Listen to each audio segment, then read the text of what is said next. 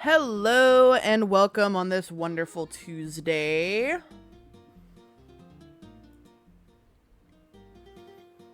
Hello out there in Twitch land. Welcome, welcome, welcome. I am back. My name is Soul Gamer. I'm so tired today, guys. I took a nap earlier and I was like, I don't want to get up. But no, I do want to get up because I got to stream. And I want to stream because I want to continue this game because, oh boy, this game. So much happened last time.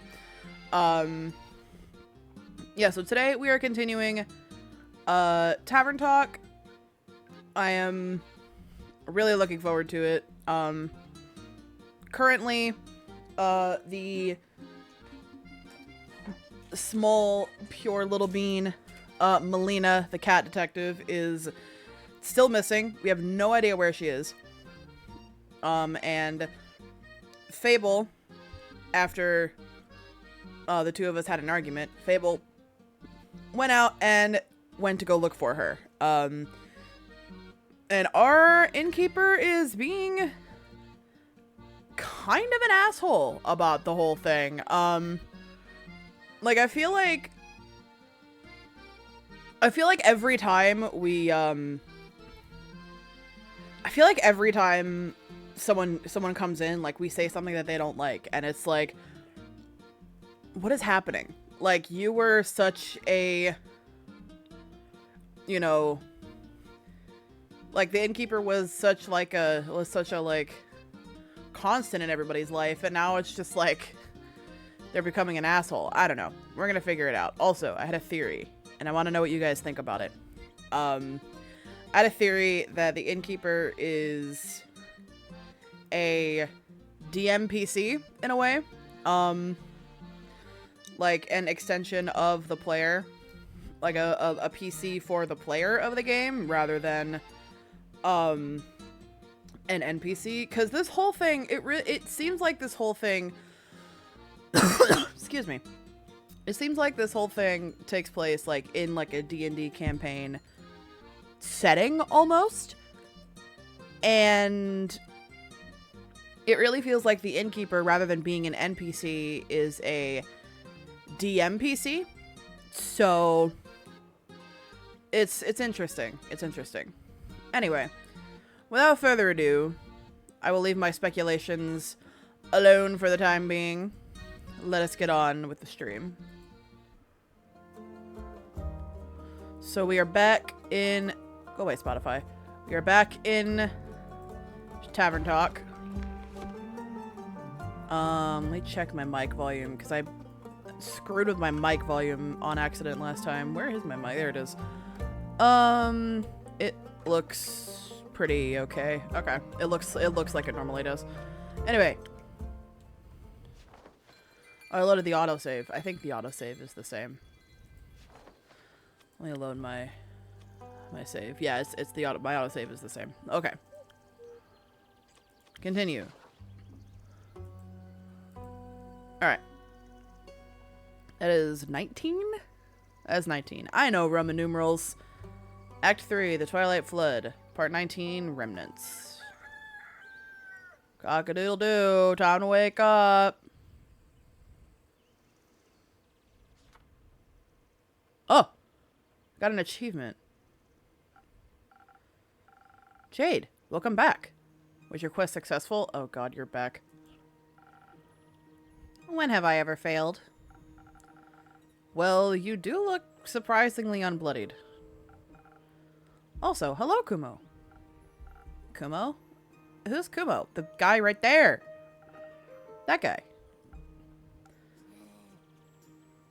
I'm surprised. Also, I'm surprised we went all of stream last time without a single name change for Kumo here. I'm shocked, honestly. New name, I'm guessing? Oh, maybe? No names here. Never had a name. Don't even know what names are. Am I just supposed to go along with that? You're supposed to make a drink. Okay, well, you're supposed to shut the fuck up. And then we can talk. Fair enough. I'm sorry. I really don't like Jade. That came out of nowhere. I'm sorry. What can I get you? I've still got plans after this, but Onyx is pretty tired. So give me something that'll get her to keep up with my speed if I let her have a sip. Anything for Onyx. Anything for the turtle. Okay. Starting off strong.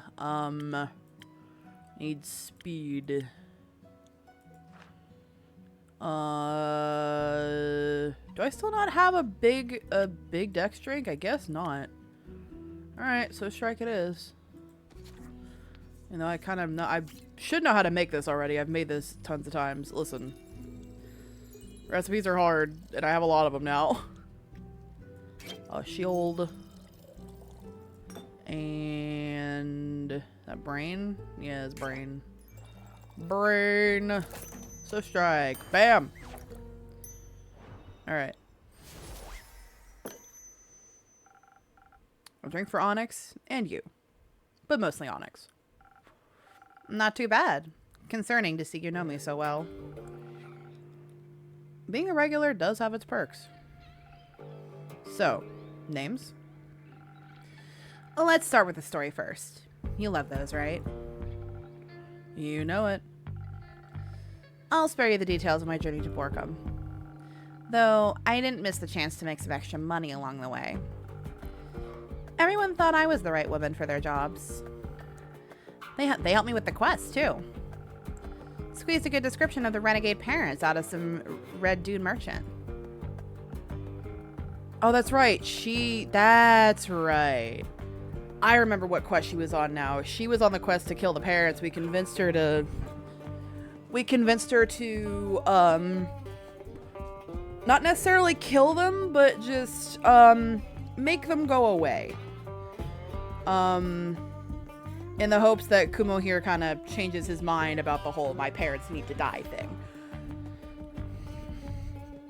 Who was in a deep dispute with a blue-crowned elephant. I'd love to hear that story, actually. Not my problem. Asking a couple of pointed questions got me to the inn and the deadbeats, to the inn the deadbeats were staying at. Problem with people is, I can't exactly kill them in broad daylight. With monsters, you'd be thanked for doing so. But with people, you gotta be patient. So I did what anyone would have done in my situation. I posed as a tour guide. And they believed you. Sure did. Iniko was right. Your drinks are great for pulling scams. Happy to hear that. I offer them a tour of the nearby Waddensee. Waddensee? I still don't know how to say that. It's a double D, so it's like, is it Wadden? Wadden? Wait, it's not Waden. I don't know. English sucks. And led them to an area, and led them to an area I knew was shunned by actual tour guides because of the unpredictable tides. I gave them a spiel about how a battle of the Order of the Starlight took place there, yada yada yada. Pretty soon, their eyes were glued to some starfish playing in the mud. It was a perfect opportunity to get it over with quickly. Obviously, I wasn't going to kill them just then. They needed a chance to run. But I had to scare them first. I raised my spear right above my head, and this was about to go for a warning strike when I heard this zinging sound. I deflected the knife that was flung my way at the last second, and it shattered against the ground.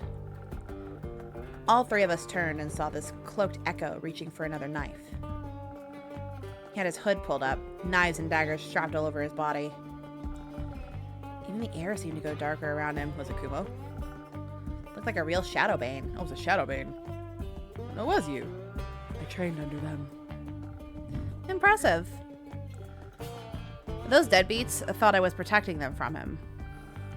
Should have seen the look on their faces when I said I was there to kill them. I turned back, wanting to refocus on my warning strike, when I was interrupted by a simple stop. It was said in this deep, raspy, incredibly fake voice that sounded like some sort of proper degenerate. Likely the two bums thought we were fighting about who'd get to kill them. Their approach to such a situation was to immediately try and bribe us. I told them to shut it. They asked me what I wanted then, if it wasn't money or words. So I turned to our little Shadowbane and asked what he wanted. But he just stood there, quietly. Can't blame him. There's little scarier than your parents. So you helped him with the decision? Not exactly. I walked over to him and handed him my spear. She said, "This is for your choice. Make it." It felt like she was passing some of her courage onto me. He stepped forward, my spear in his hand, and took off his hood. He was... I'll spare you the details. Oh, what happened? They recognized him, of course. He had the audacity to act surprised. Surprised is one way to put it. When they talked, they sounded so... like they thought I had died. You could have. They left you. I wanted to say something. Anything. Yell at them to get lost. Scream at them for what they'd done to me, but... all that came out was... why did you leave? Their silence went on for so long. Would have been longer if those ties hadn't come rushing in. You did kind of walk into that one. Yeah, you know, you kind of did. Kind of. Luckily, I was quick. Got all of us up on some muddy rock that the waves couldn't reach. How long were you up there for? A couple of hours. Left us a lot of time to talk. Did you?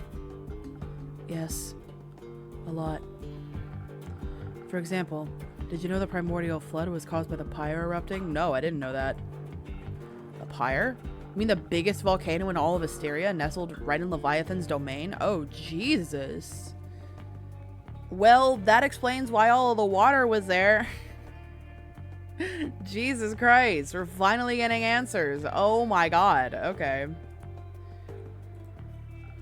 Yeah, apparently it erupted and then collapsed. Covered all the primordial sea in ash and set off a tsunami. It should not be doing that.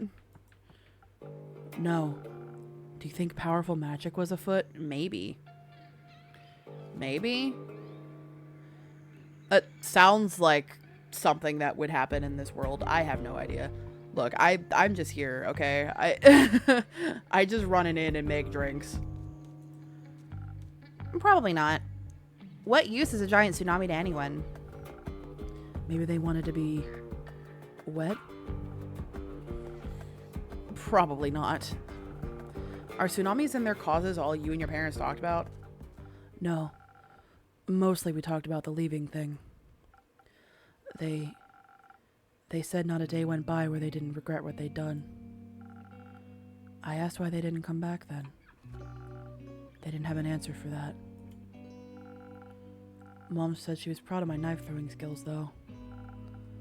I never thought they'd apologize. They owned up to all of it, as awful as it was. Aww. I hadn't planned for that. Oh, it's okay. Dee dog. They wanted to make up for everything and be a part of my life. They also said it was up to me, and what I wanted. What do you want? A family. Is that stupid? No, actually. It's not at all. I mean, you went your whole life without having one, so it's not stupid at all. No, it's not. So you forgave them? No, not yet. I have to see if they actually mean what they say first. I can't trust them right now. We don't really know each other anymore. Who knows if we'll get along. But they did say they want to get to know me, and I think I might like that too. Aw, see? This is what happens. This is what well, this might have actually... I'm not sure if this would have gone the same way had I not given the charisma drink. I wonder. I wonder if... I'll have to do another one of this game on my own. I may not stream it, but I'll have to do another run of this game on my own and just see what happens if I make the other drink. to see if it goes any differently. Because I could get achievements for every single one of these quests that gets finished. So I wonder if I get a different achievement if I choose a different drink. I have no idea. But I'll find out. I'll find out and get back to you guys. Pepsi. Anyway. They're just so different. Feels like I'm angry at people that don't exist anymore. You should be careful or you're still allowed to be angry. Okay.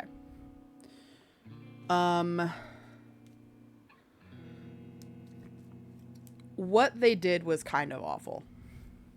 They left a child. I'm going to close the door real quick. There we go. They left a child to kind of grow up on their own.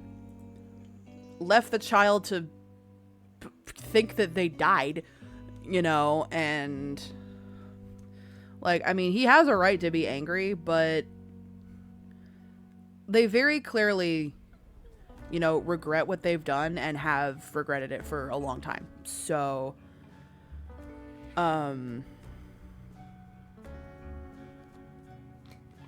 let's see. I think you should be careful is the better option here. I think, personally. They might not have changed. Maybe. But I don't want to assume the worst of them. I don't want to be like that anymore. And I think they're willing to change. To try to, at least. Plus, Jade threatened to decapitate them if they ever hurt me again. You know what? That's fair. They'd stand no chance. None. Could I have a drink now, too? Yeah, sure. Sure, let's trade. Right. A secret? No. A name. I assume Jade didn't know you as Kumo because your parents didn't call you that. Correct. What did they call you then? I'm not... I'll trade you my name. Just give the guy a drink. Your first name? Those are quite precious to Mahita, right? Mahita. Very. See it as a secret to trade for. I'm listening. Ulyssia. That's pretty. Beautiful name. I don't respond to flattery. Okay, well, I tried to give you a compliment. But thank you. It's definitely better than mine. Yours fits you. It does not. If you say so. So, not Ulyssia. What would you like in exchange? Maybe something that'll stop me from choking on my words. In case I have to do more of this emotional thing. I've definitely got something for that. Another charisma drink for everyone's favorite rogue.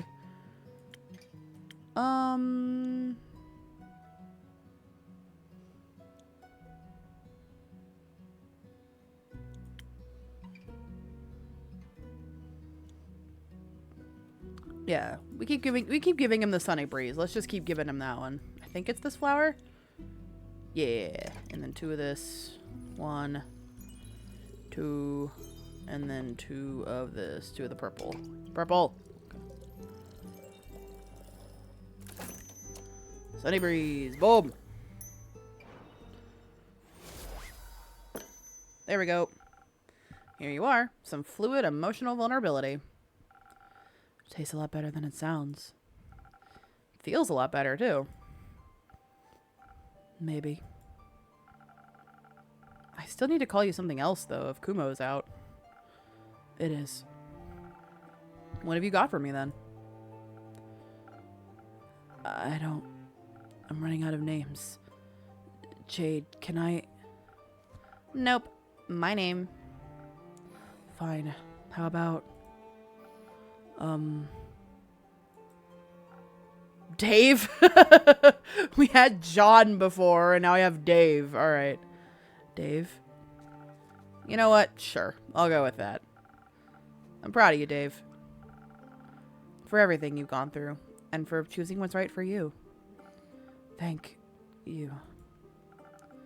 Do you need a hug? May have already gotten one from Jade. Speaking of me, I've gotta go. Want to check in with Grace and her goons. See you around, Airboy. See you around, Ulyssia. Bye. What about you? Care to linger a little longer? I need some time to think all this over. Maybe even feel it, too. Is Fable back yet? No, and I'm kind of worried. I think Cheesecake would make for a great distraction right about now. No, I thought maybe you ran into them on the way back. I didn't.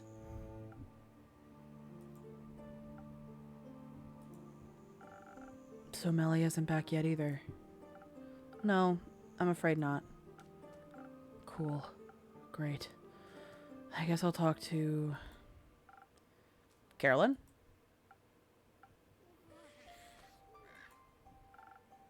Your parents? Maybe. Do you think they still love me? Of course. Of course they do. I don't know. I hope they do. I hope they'll love you well. But I don't know. I do know that other people love you. And that if your parents fail to live up to what you deserve, you won't be loved any less. I'd like to believe that. Sometimes I just think even my own parents could leave me, anyone can. Oh, our poor traumatized boy. It's okay. Don't measure your worth by the actions of the people that hurt you. Nothing good can come of that. Damn, that's actually a hard-ass line. Hold on. Don't measure your worth by the actions of the people that hurt you. God damn. I'm very thankful to have met you. Anyway, I'm also part of the night, or whatever, so I must go. Farewell. See you soon. Bye. Damn, that's a... Oh, damn, that day was short. I could have definitely done this day last time. Oh, well.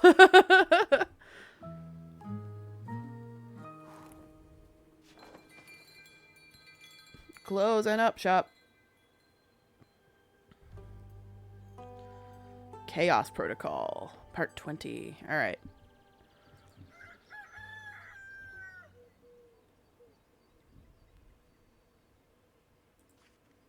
Whoa.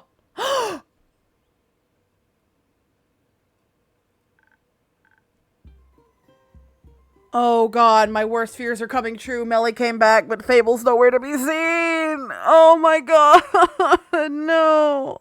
This is why I wanted to wait for more information. Fable!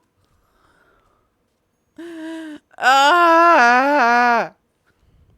Innkeeper, surprise! Nice to see that you're back. Where's Fable? Is Fable with you? No? Should they be?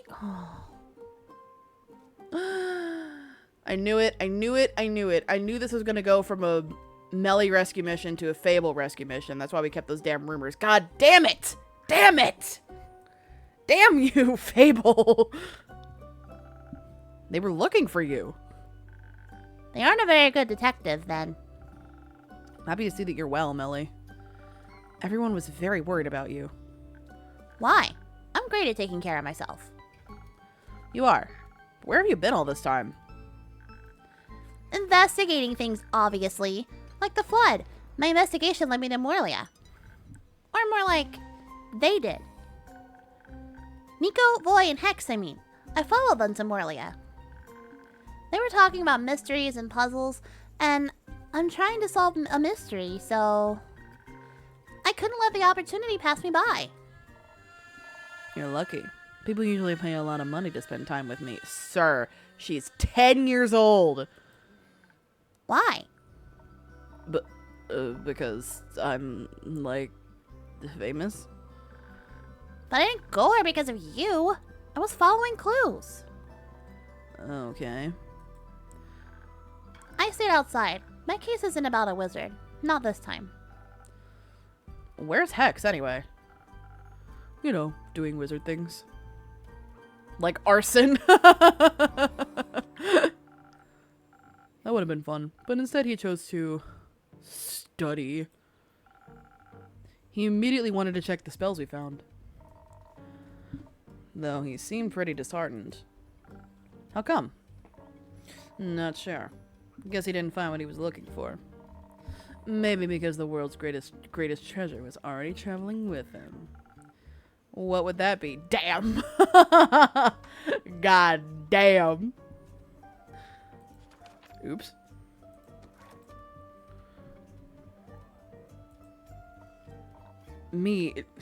Never mind. He told us to keep an eye out for any time magic razzle-dazzle. But we found nothing. Well, at least we managed to get inside and return safely. Yeah, the way there was easy peasy. We got there thanks to Nico pulling off a shape-shifting trick and pretending to be a merchant. Stole some guy's coat and face and used his reputation to secure us a boat ride to Morlia. Cool. Said I wanted to meet with a real estate agent from the Majocracy to buy an island. I told them to pick us up in a week or so, but by then we'd be far gone. What happened once you reached the island? I'm quite intrigued. Before we tell you anything, I'd like a drink. Something that goes down like honey will make my poetry flow wild like a wild river. Nothing easier than that. So he wants charisma, but he wanted something with, he said honey, so I'm gonna go with the honey flowers. I think that's what they're, the honey flowers, right? Let me see. Infusions. Yeah, honey flowers. Let's do honey flowers, and then this one, and then this one. Da-da-da! Okay. Ding! Some honey for those vocal cords. Enjoy. And that's what I'm talking about. Amazing.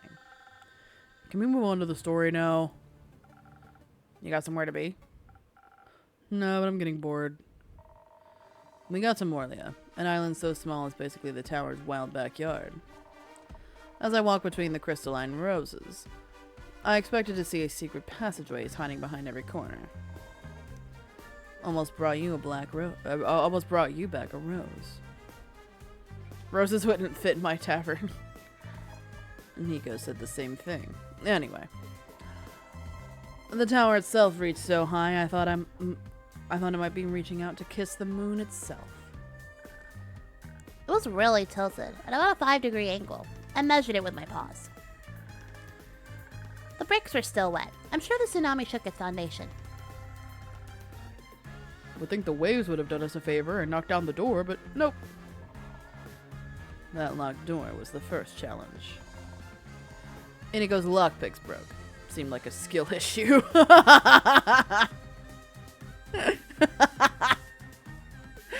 Damn, boy. Boy really said skill issue, bro. Broke? Skill issue? Bro, the door ate my lockpicks. A door mimic. Classic first step to securing your establishment. You talk like you've seen one before. Have you ever tried to open my door when the inn's closed? No. If you do, don't use any lockpicks and take care of your fingertips. Damn, do I have a door mimic on the inn? God damn. Anyway, so how'd you get inside? By charming it. Hex forgot his spellbook and couldn't get the arcane lock-unlock spell to work. And obviously, I wouldn't just let us in just like that. So I decided to play the mimic a tune.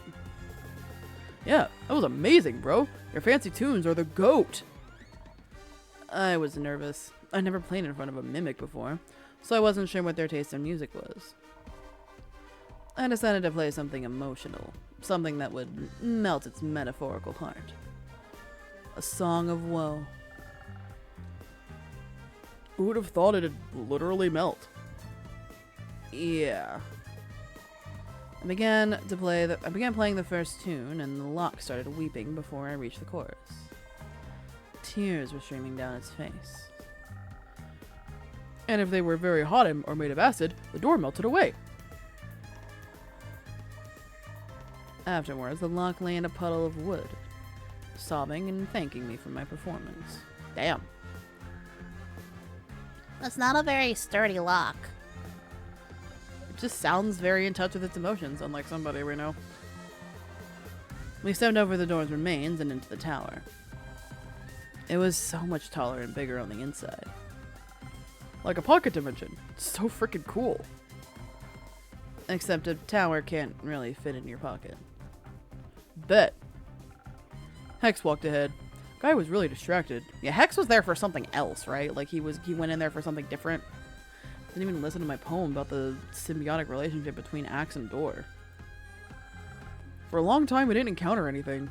Just a long hallway. No doors, only a bunch of strange paintings. Of course, most hallways can't go on forever, so eventually we reached the staircase. After what felt like 5.5 minutes. Eternity. Meanwhile, I was outside investigating the flora and fauna. Everything was very peculiar, like it was all from another world. The colors were different, very blue and almost spectral. And there were a lot of spider webs, or yarn, not sure which. Suddenly, the ground shook and almost knocked me off my feet. Would have guessed there were pressure plates on those stairs. I wasn't paying attention and was too careless. One wrong step and a pressure plate triggered an explosion and... Clonk! The whole staircase began crumbling down into a pit of nothingness. Bit by bit, starting from the bottom. I rushed upwards to safety, away from the weird abyss. I stumbled, and if it hadn't been for Hex, I'd be mush. He grabbed my hand and pulled me up. But he isn't really the strongest, so we almost tumbled down together instead. Figured I couldn't just leave them to fall to their pathetic destiny. So I zoomed down to grab Hex by his collar and pull them both up, both him and Void Boy back up. Thank you for saving us, Nico. No problem, Void Boy. Don't get used to it. Didn't you expect a trap like that? After all, a great wizard would want to protect their treasure. I did say that there would be traps and to be careful. I guess we were a little distracted by all the gold hanging from the walls. Yeah, I bet you were. The staircase ended in a wondrous library that spiraled endlessly higher around the tower's inside walls. We lost Hex at the bottom in the first row of books. A lot of them were drenched. Didn't seem like the tower was waterproof. There was still a primordial water dripping from somewhere above. We couldn't make out the ceiling. Tried to reach it though. The second story of the spiral staircase library had 3 paths leading away. Each path ended in a door, and all 3 doors were closed and marked with runes or paintings or rusty old locks. I got sucked into looking at the library's beautiful murals. Each of them depicted a different story. One of them was a mosaic of mirrors. That one was my favorite. Watching Hex look at books was like reading a thriller. Almost every second book was rigged with a trap, but he figured out the pattern quickly. Something Fibonacci, I don't know. Once I was able to pry myself away from the murals, I started looking for spell things. I knew Hex was most interested in those, and, you help where you can. I didn't. I mostly looked at the small treasures lying around. Wizard had this real cool staff with a chonker of gemstone embedded at the top. Imagine the damage I could do with that! But I also found something else that was really cool. Here, take a look. What'd you find? Ooh! A little storm in a bottle. That's cool. It's dope, right? What is this? It's a storm in a bottle. A weather jar, duh! Shows what the weather is like in another realm. I see. Let me guess. Avalon? I knew you'd get it. I found some spell scrolls. One of them had golden runes on it. Hex liked that one, but he didn't love it, you know. Then, nestled between a few red velvet armchairs, I found a glass case. It had a golden frame and a scroll placed inside, neatly in the middle. The scroll was floating and all that. I knew Hex was looking for more spells, so I called for him. As soon as I mentioned an oddly floating scroll, he came sprinting upwards, staring at the glass case. He already had another scroll tucked in his coat. Honestly, I was expecting him to be carrying half the library at that point. But I guess that would have been too heavy for him. Of course the stupid glass case was also a puzzle. Had no lock, no lid, no nothing. Just glass and a gold frame. The scroll itself was glowing a promising blue. I suggested breaking the glass. Hex gave me his finest death glare. So he investigated the puzzle himself. While they were doing boring side quests, I made sure to stuff my pockets. Of course you did. Found a jeweled silver paperweight shaped like a bird that'll make for a great blunt weapon. Hex was too scared, and we'd destroy the scroll by triggering another contraption, so he suggested we look around in the adjacent rooms. The riddle doors. Hex only had to look at them for a mere second before figuring them out. It's all that intelligence. Apparently, all those murals and runes were referencing a story hidden somewhere in the library. So he made us search for it. It was tricky. We didn't want to trigger the book traps after all. It was like the library knew what would tempt us most. I kept seeing books about forgotten songs, rare instruments, and romantic poetry. And I saw books about burglary and fraud.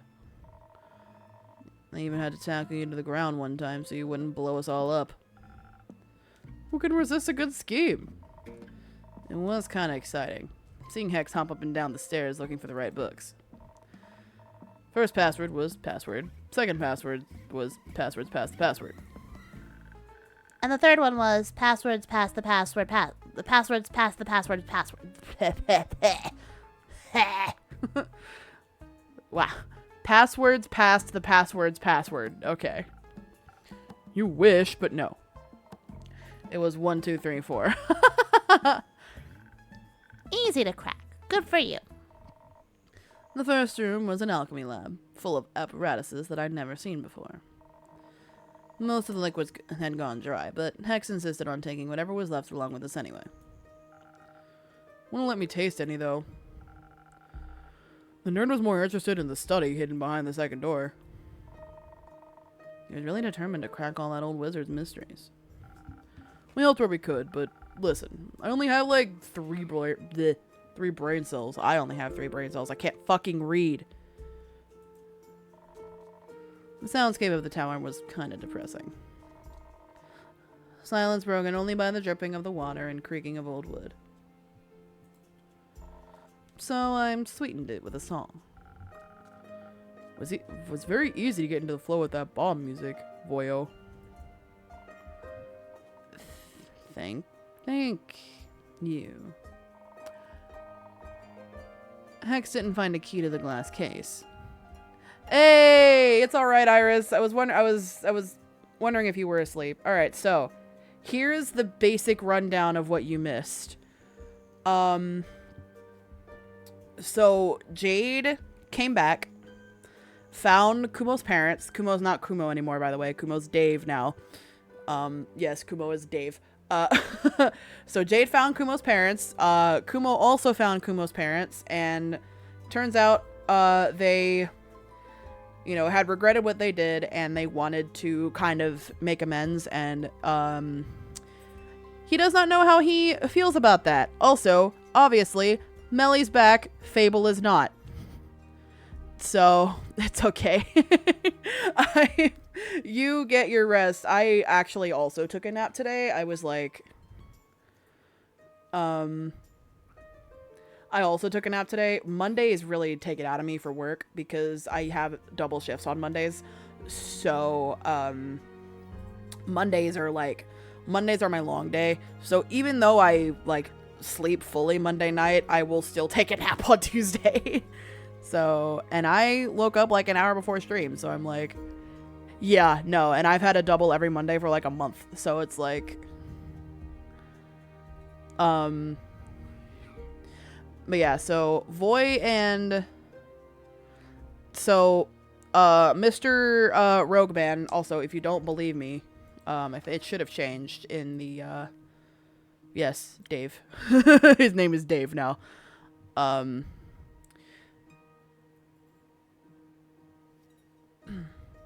Yay, double shifts. Well, the money's good. Also, Jade told us her true first name, which is Ulyssia, which I thought is a really pretty name. Yeah, his name was John at some point. Ulyssia Jade. Yeah, there she is. I think I also mentioned that. Like, we had John and now we have Dave. But Voy and Iniko are talking about what went down at the Wizard Tower. Hex is back in his tower studying. They ran into Melina along the way. So Melly was with them the whole time. And what we were afraid of came true. Fable. Melly is back. Fable is not. So this is going to turn into a Fable rescue mission. I knew this was going to happen.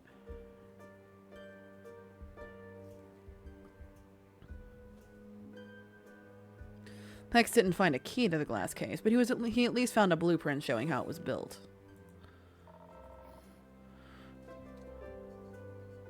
Fable is mayhaps not the alive. Well, if Fable dies, I quit, dog. And the last thing we did was argue. Ugh.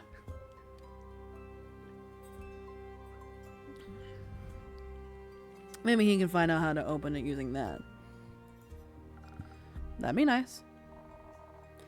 He was pretty beaten up about everything, though. Yeah, couldn't find what he was looking for. Not even in the third room? Just like I left things with my grandparents. Damn. No. That one was a gym. Didn't know wizards worked out. Maybe it was just a distraction from the hidden vault. A hidden vault? Anything good in there? Oh yeah. More than our arms could carry. A bunch of artifacts. Most of them probably cursed. Which makes them even cooler. But Inkeep, you don't even know the funniest part yet. Enlighten me. The whole time the wizard had a spare key to the tower under the doormat. Of course he did. Oldest habit of all time. We didn't even think about checking for it. I did, but I wanted them to find it for themselves. When they left the tower, I was at the beach with Jade. She had arrived a while ago to pick us up, and I was teaching Onyx new tricks.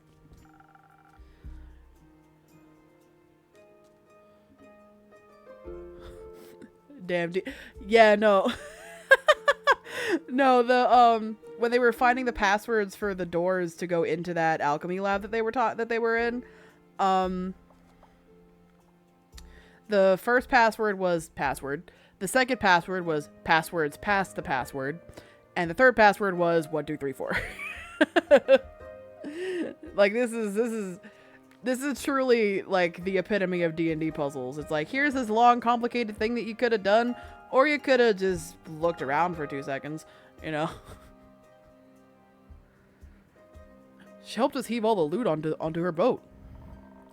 We couldn't take everything with us, so we decided to head back there again another day. There's one thing that doesn't make sense in this equation, though.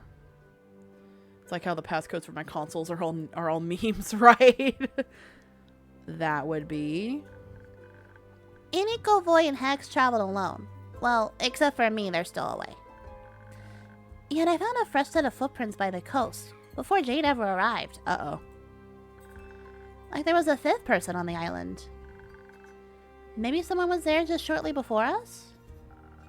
We didn't even notice, lol. Just like we didn't notice Melina. I'm sorry for staying hidden for so long. Don't apologize. I think it just proved your skills as a detective. You've got a lot to learn from you. No. What a story. I can't wait to share it with Archie. I'll be on my way now. Oops. New boy information. Let's at least look. God, I have so much new information for people that I just didn't look at last time.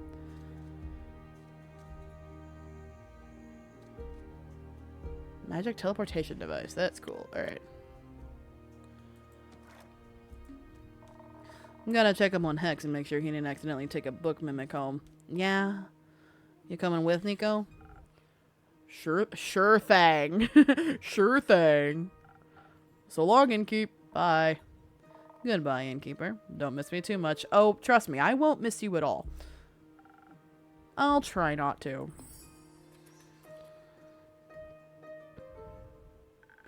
Now it's just you and me, Innkeeper. Indeed. I'm glad you're back. You're making it sound like I was lost. Or kidnapped. No one knew where you were, and we were all worried sick about you. I was just investigating. Without telling anyone? I don't need to tell anyone where I'm going. People care about you, Millie. They get worried if they don't know where you are. Oh. No. I didn't mean to make you cry. I'm sorry. I'm not used to that. Aww. Got the Hogwarts game people. I got Slytherin and now I'm pissed.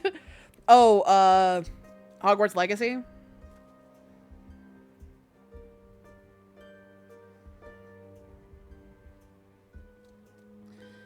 I have not played Hogwarts Legacy. I thought about it, but I'm not the most into Harry Potter. I mean, I have a working knowledge of Harry Potter. I know I know what the houses are. I know what the houses are. I know what they mean, like that kind of thing. But I'm not the hugest Harry Potter fan. I know a lot of people that just like don't consume Harry Potter media at all because they don't like J.K. Rowling, which is fine. I mean, I got Hufflepuff on Pottermore. I'm not meant to be the emo house.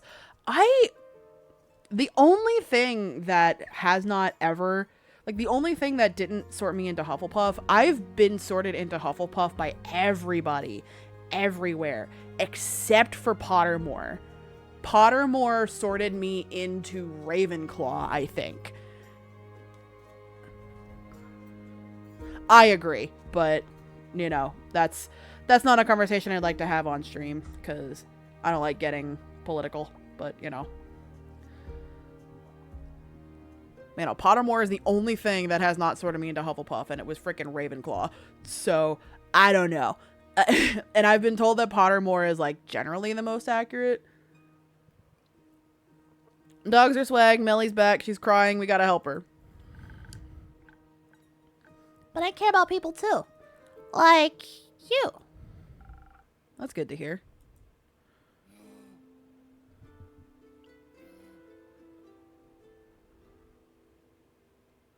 Oh, he's here! Melly. You, me, tomorrow night. Tomorrow night? Tomorrow night, I'm not available from, like, 8 o'clock onward. Yeah, I'm available more during the day tomorrow. We can finally continue Baldur's Gate. Oh my god. Oh my god, dude.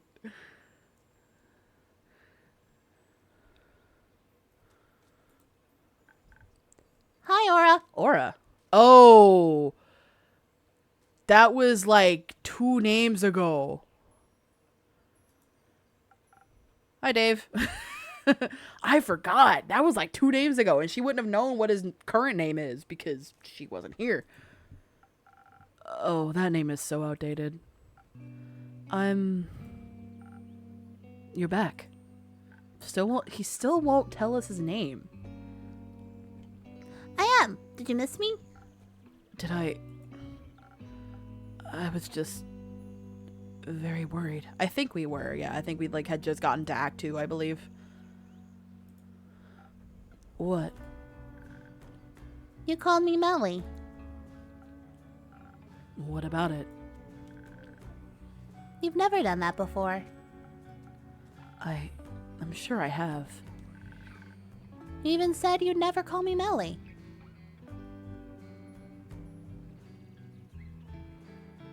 Forgot to say last week I finally got my favorite ending in on SMT.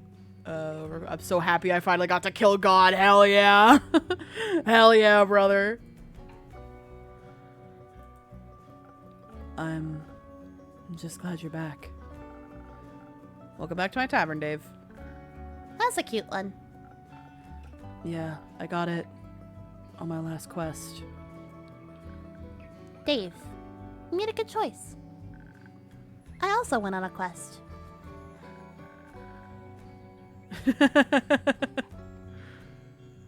Well, at first I wanted to find the moon swamps. You know, the mysterious magical swamp that's said to be magically hidden and only appears in foggy but starry nights. But I heard there's somewhere in the moon swamp, near the portal to the Twilight Chasm. And did you find anything? No, I did find some weird way markers made of bones that seemed to lead somewhere. They had "Do Not Touch" written on them, and the paint even seemed fresh, so it looked like the perfect clue. But then, suddenly there were gallons of water everywhere. Luckily, I got away quick, since I was already there. As for Soul's best detective, it was my duty to discover the flood's origins. Well, at first I was more of a stowaway than a detective, and I also couldn't figure out what... Don't storm off like that ever again, you understand? I was so worried and no one knew anything about your whereabouts. Now. Oh, don't scare the poor girl. Oh, you made her cry. What's wrong with you?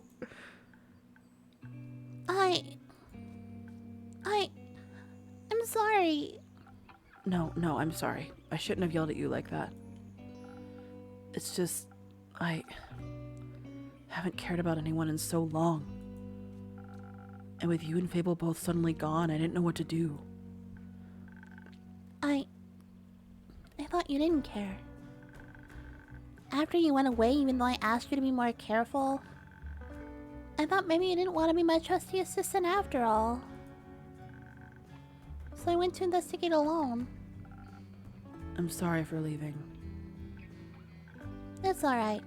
I'm used to people leaving and not coming back. Oh, I do care, Melly. it's just right. I can't. I can't say that with a straight face. I do care, Melly. I'm just kind of new to this whole honesty thing. Kind of new to this whole empathy thing. Yeah, I figured. If you'd like, I could fix you a drink to help you find your words again. I don't know if I'm overtraining another secret in exchange. It's on me today. You've got enough to worry about. So let me see what I can do for you. Nice sunny breeze as always, baby. Let's go. Gotta make the man their usual.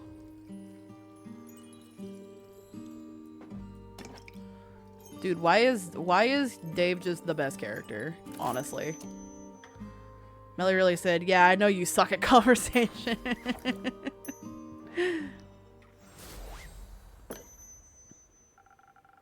Enjoy your magical liquid eloquence. Doesn't taste half bad. This might actually help.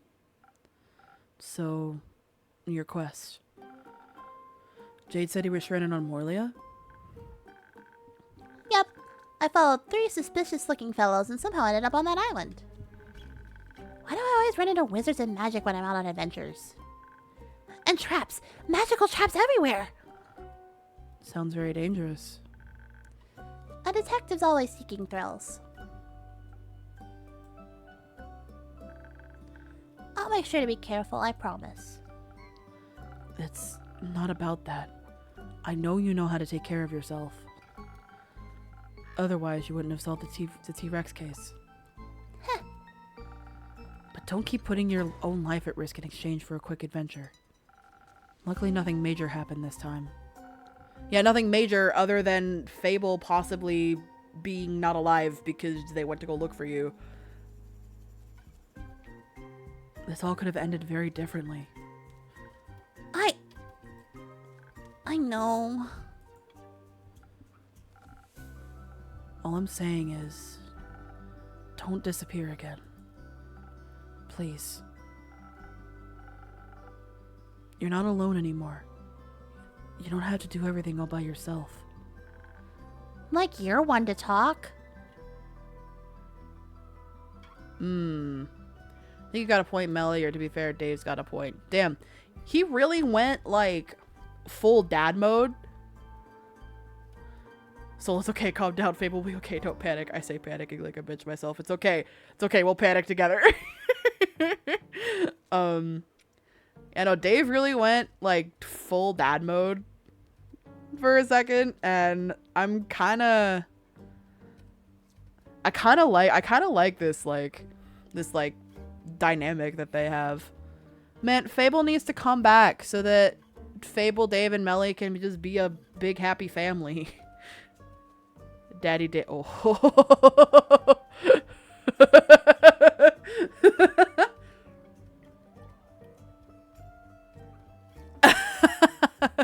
Nope. I don't like that. Regret.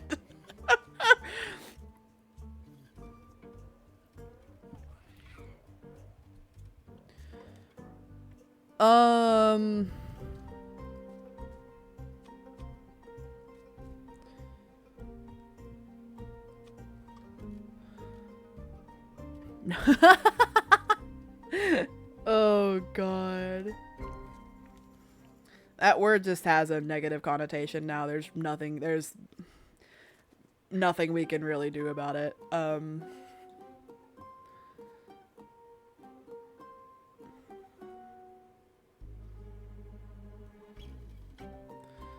Father David. There we go. Perfect.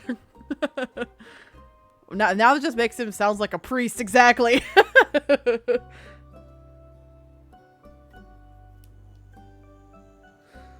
I don't know. Anyway, Dave, you got a point. Even though they're guilty themselves. Both of you are. But you two have also made a lot of progress today. And I'm glad both of you made it back safely. Heard anything from Fable yet? No. No, not yet. What about Carolyn? She came back after the flood. Currently, she's investigating some undead sightings in the Pale Woods. Dave, who is also a father of a small cat child and a fish sheep. There you go. Perfect. Do you know when she'll be back? Wait, did that? Oh, that was Carolyn. Okay. No, but the two of you can wait here if you want. Yes, please. I want to stay until Carolyn gets back. Alright. I'll keep you company. How about I spice up your wait with another drink? I'll pass. Oh, but I like one, please. Of course. Do you want anything specific? I'm also very worried for Fable. That whole adventure was pretty exhausting. Maybe something to combat my mental tiredness? Those are some big words for a 10-year-old. Nothing easier than that. Alright. Some brain. Some brain to combat mental tiredness. Sure. Let's do peak sunrise. I'm worried for... I am also kind of worried that Fable hates me now. Because, we did kind of have a huge argument.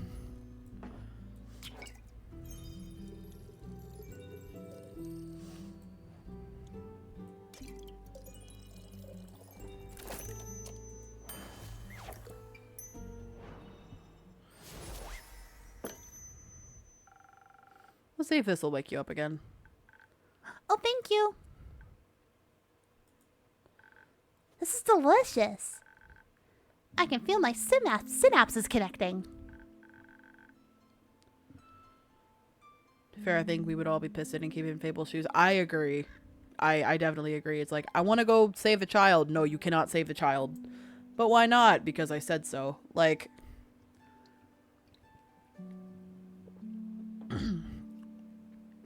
I do think we would all feel the same as Fable in their shoes, but also, like, I don't know. Now I'm just worried. You know, now that I've had some time to think about it, I think I figured out why Hex was so bummed out about the loot. Care to share your insight with us? But of course. He has a younger sister, right? Which always struck me as odd. She looks so much older than him. So what if she just ages faster than he does? Huh. And he expected to find some very special loot in the wizard tower. But he didn't find it. So what if he was looking for something to extend her life? Like a scroll of immortality. What a foolish idea. Hey! Not you. Hex. Even if it's tempting, those are powers that no one should interfere with. I agree. What if she turns into a zombie? This goes where I think it does. I've touched on this in D&D. Really? I've had enough of them. Definitely. We should tell him when we see him again. Or maybe we should tell Carolyn when she returns. She seems to be experienced in dealing with the undead. You think it'll be a long time before she gets back? I don't know. Could be very soon, but it could also take a few more days. You've had a long day. Aren't you tired, Melly? No. I'm not tired at all. Let's wait for a little bit longer. Maybe she'll show up. And Fable with her. Sounds good.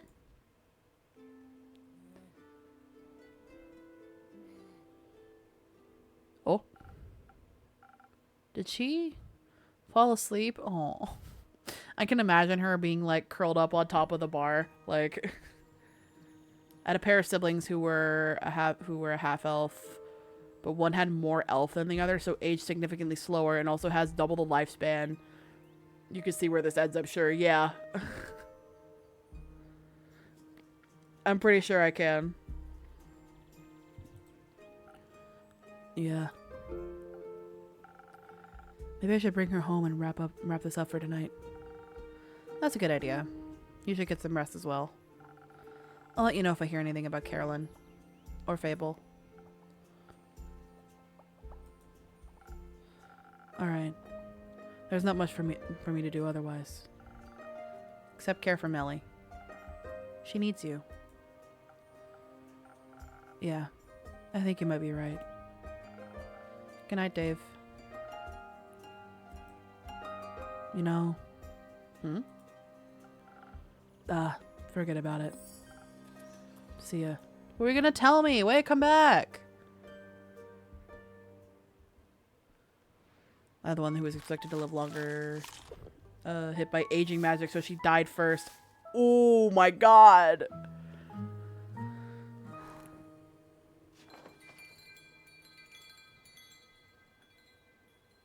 Dude, your campaigns sound wild from the stories that you've told me. Disaster, Tea, and Revelations. What a title, dude!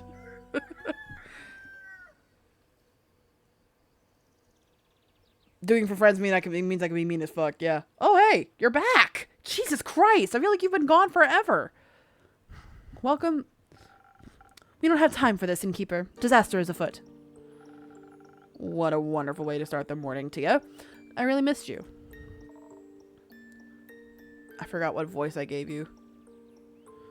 I forgot what voice I gave him. We miss you too. Thank you, Clay. Can I offer you a drink in exchange for a little insight into your disasters? Yes.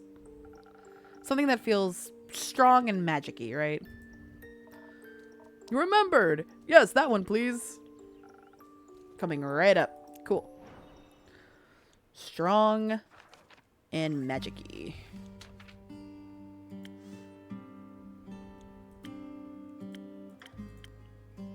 I guess just the courage. I want clay cuddles. Clay would... Oops, hang on, wait. Clay would probably, like, break me in half, I feel like. If I got clay cuddles.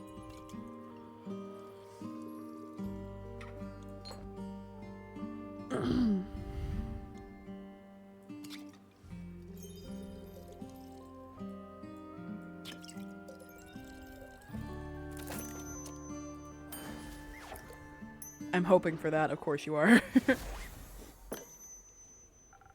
Something tasty and strong, but hopefully not disastrous. Very tasty, very strong. You've really got the best drinks around. Happy to hear that, Clay. Tia, you're bursting at the seams. How are the archives? Horrifying. They were challenging, certainly. The Bleak Stalkers were... Bleak? You're truly a master of words. The entrance Jade told us about was teeming with countless of those nightmare creatures. But we fought our way through with the strength you lent us and snuck inside the half-collapsed tunnels. Only to find even more Bleak Stalkers had infested the Everbloom's inside. I wouldn't call it infesting. They live there. Clay tried to reason with them. They had responded by tearing into him with their rows of sharp teeth.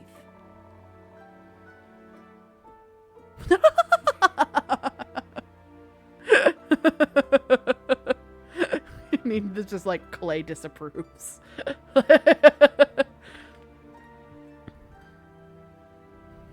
Not everyone wants to be your friend, I guess. They kept trying to bite Tia, too, so I got angry and helped her fight. Do you regret it? No, I'm glad I helped out. Hey! He was able to fight and not feel sad about it. Awesome. Thanks to your unsanctioned divine blessings, Innkeeper, we cut through them like butter. Unsanctioned to you? Audacity isn't a replacement for a license. We were quite spent after clearing out so many monsters, and Clay suggested we take a break.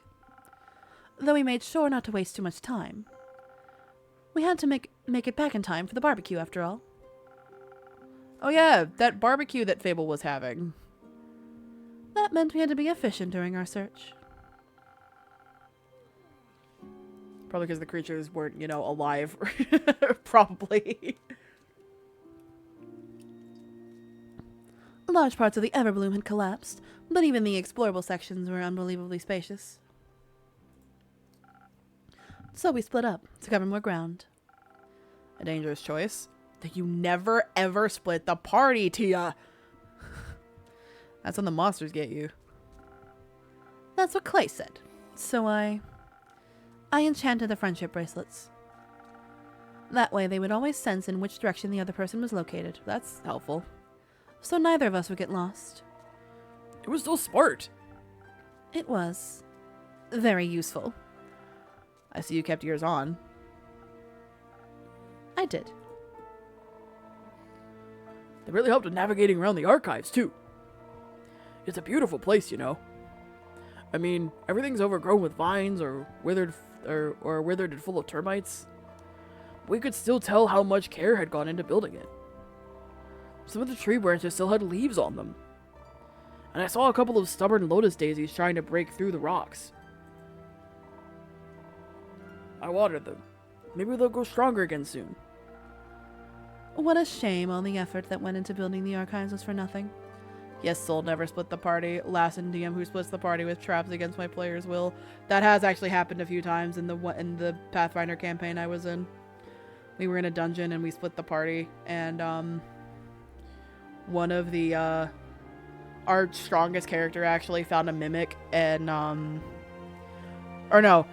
someone found a mimic and opened it, and everyone was able to dodge, I think, except for our strongest character, who got one of her arms injured, and she used a greatsword, so she was very heavily handicapped for the rest of that dungeon. It sucked. It sucked so bad. What a shame all the effort that went into building the archives was for nothing. But it wasn't. It meant something. It meant something to someone once. I could still feel that love in it, even during our visit. Maybe it'll even bloom again. It's called the Everbloom, right? Like, forever? I wonder who named it. We should go back sometime and see if we can find any information about the archivist. Well, we know one, don't we? I mean, he doesn't remember much, but we do know one. I bet they know some great drinking games. Perhaps we should honor their contributions by studying the knowledge they left behind. Why not both? They should be people first, simple second. For a session for my new campaign, I ripped off a player's arm and leg. Oh my god. Yes, of course, in-game. Oh, yes. I guess both would work too. Good idea, Clay. What else did you find in the archives? Besides the beauty and horrors of time, I mean. I found a book of pressed flowers I can't wait to read. And a recipe. A recipe? For a drink? An incomplete one. We also tried to translate it properly, but we lacked the necessary reference material. We still thought it appropriate to bring you the draft. I'm sure you can do something worthwhile with it. Yay! New drink. Holy shit. Oh hey, we got our big dex drink. The last whisper makes me fast and strong and tough. If too much equals bad. If just enough equals tasty. Don't forget cute skull. Enter correct spell here. Lorem ipsum dolor sit ament consentitur sedips. Okay. I'm sure I can.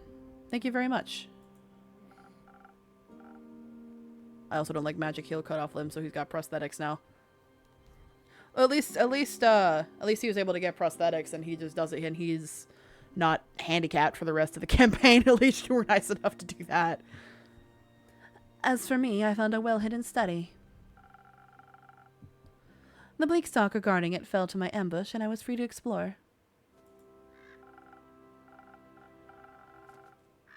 It was a complete mess, full of scriptures, scrolls, and written ramblings that would be forbidden these days. Why is my furniture floating? What did that spell do? I'm sorry, I'm just reading. I'm reading. That's what it said. I didn't know that's what the spell did. A little exciting. And worrying, if the papers I was able to translate spoke of the apocalypse, of the end of it all. There were no research on the roots of the ether tree and how to unbind them, written with shaking hands and feigning ink.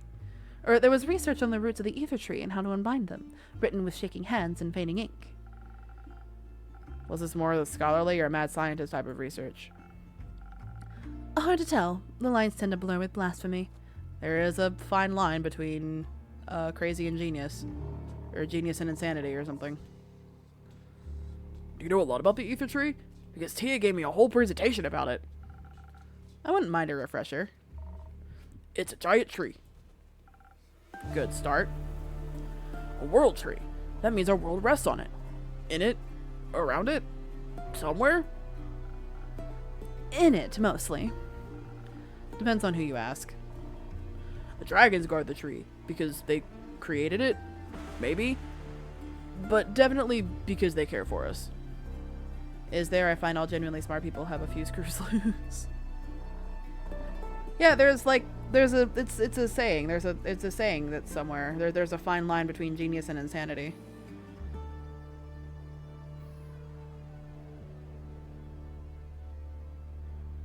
And since we live in it, it should keep existing as it does now, because no one wants their house to crumble. A lot of people would get hurt if something happened to everyone's home. That's true, but luckily for us, damaging the ether tree isn't possible. It's larger than we could ever imagine. To us, it's really more of a concept than a tree. And the dragons defend it, despite their oath of neutrality. There are no easy foes. There are no easy foes.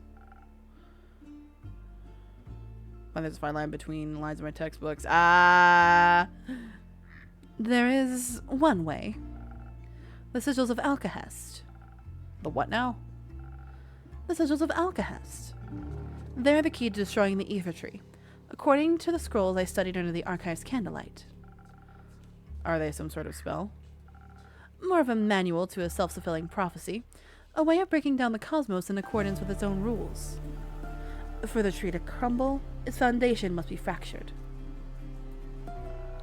The 5 sigils of Alcahest represents the 5 dragons, each of which must be damaged to topple our world's balance. Only then can our cosmos reshape itself. The scroll spoke of experiments for creating a sigil. Unsuccessful experiments. That's reassuring. Not quite. They were only unsuccessful back then. Next to the notes of old, I found others, written on cleaner, newer parchment with unfaded ink. Much of it was incomprehensible, written in languages I've never seen before. But various sketches of whales caught my eye, as did altered frostbite scrolls. That sounds unsettlingly familiar. I fear that the star broke a sigil. By ripping holes into Cassiopeia's wings, it's destabilized her flight. If she's damaged any further, time could be sent into disarray. That's not good. Meanwhile, the tsunami, like I heard, didn't just plague the archives. The waves broke down the barriers between the primordial sea and the twilight chasm in ways never seen before. So that's 2 broken sigils? That's not good. What an incredible understatement. To witness one such sigil fracture would be anxiety-inducing enough. Oh, that was me, sorry. To witness one such sigil fracture would be anxiety-inducing enough. Knowing it has happened to 2 will keep me up for many nights. It's not 2. It's 3. 3? Alongside the notes, I found an old map with fresh markings. All the names were outdated, but the intention was clear. Marked were the 5 inner planar portals. 30 years ago, their sudden appearance tore fissures in Nagaya. I believe they were the first sigil. Damn, so there's 5 sigils and 3 are broken. That's not good. Bad, right? Very. Who could have done this? I don't know. And why, of all things? If the ether tree collapsed or even shifted from its perfect balance, the destruction would end us all. Who would want that? No one thinking rationally, that's for sure. Oh, the skull on his thing is troubling. Wait, do it again. There it is. No one thinking rationally, that's for sure. They might have a good reason for it. To destroy the world? Maybe we could talk them out of it? I doubt it. Me too. Whoever it may be that's causing this, they only have 2 sigils left. Or would be quite bad, right? Don't they say that weakening the Elder Dragon will start the apocalypse? Isn't that where Carolyn and Rhea went? They went to go get the big axe, right? To keep a plant stable, the god that lives in its core needs connection to at least 8 other gods. Current plot is all planets are cut off from each other.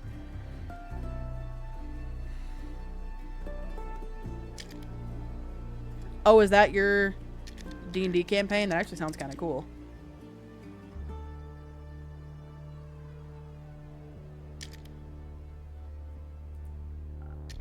they do? I feel like there's too many ways to start the apocalypse. Maybe they're all connected, and waking ore will break the last sigil. Although, I'd like to think breaking all the sigils is indeed impossible. Because it's impossible to reach Tuat in the spirit realm, correct? It's not exactly impossible. One can make it to the spirit dragon via the astral sea at the dawn of the dying moon. That's in 5 days, right? Yes, but worry not. To reach such a specific location within the astral realm, various specific rituals are necessary. And Gaia's portal to Cassiopeia is indispensable. Said portal is located in and safely protected by the Aperture, the stronghold of the Order of Starlight. And its rituals must be performed with an outstanding accuracy to withstand the treacherous astral currents. Only the highest ranking members of the Order are privy to this knowledge. And I guarantee you, all of us would rather die than aid in the destruction of this world. If the rest of them are half as stubborn as you are, I think we're well protected. Exactly. That's good then. The rest is worse. What's bad is that we don't know who's behind this. Or why by the dragons is an endless horizon. Or anyone would desire something so vile. I can already sense your next quest. But can I offer you a drink first? Your throat must be dry from all that exposition. I wouldn't say no to a drink. Perhaps something that will keep my mind intact, defended from lunacy. I feel like I'm going mad. Say no more. Defense. Oh, seal tonic. There we go. Perfect defense. No.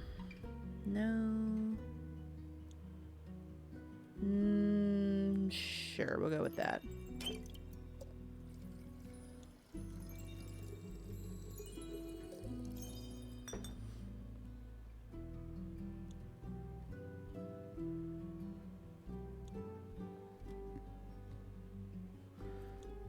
As a fellow blind bitch, how annoying do you find it when you get a spot on your nose right where your glasses rest on your nose? It's awful. It's terrible. I've got one at the moment, so I'm just sat here blind with no glasses because pain. I'm fortunate in that I haven't had to deal with that in a while. Knock on wood. But, you know, it sucks. It sucks a lot. Steel tonic. Boom.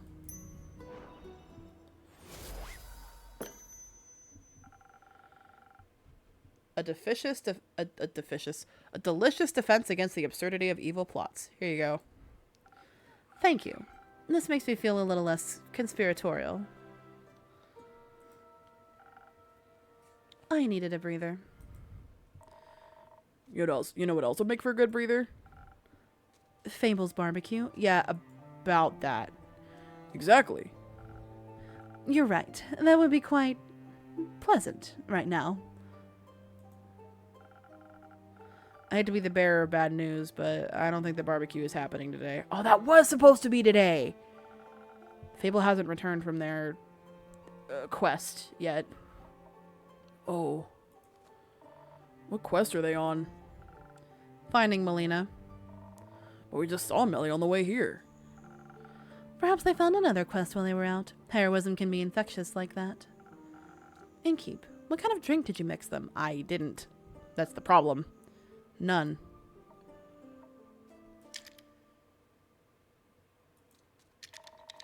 Maybe we should go look for them. Maybe so. Please do. No one has seen them in days. And the last thing I said to them, I'd hate for those words to be to say the last. Please help me find them. Of course. I'm sure they could slay any monsters without us, but some extra hands couldn't hurt. But you'll have to deliver your apologies yourself. Yeah, will do. I'll slay that beast when it comes to it. Very well. But first we must solve our urgent sigil problem. I feel like we're just missing one piece. Kyle! It's been a while, buddy. A piece of what? Cake? I'd like to order my usual cake, innkeeper. I don't serve cake. Never have. Oh, maybe you should. Another delicious delicacy would be. Also, still no blood. Aw. The sorrow I'm feeling almost equals the grief I felt after the vampire glitter competition of 1389. Oh? I had run out of glitter. I could serve you one of my usual drinks to alleviate some of that heartache. That would be splendid. I'd like something to enhance my immortal strength. No shopping bags shall hold me back today. I'll see what I can do. The fucking what competition? I know, like what? Also, time to make some cursed coffee. because I haven't been able to make that yet. Okay. No.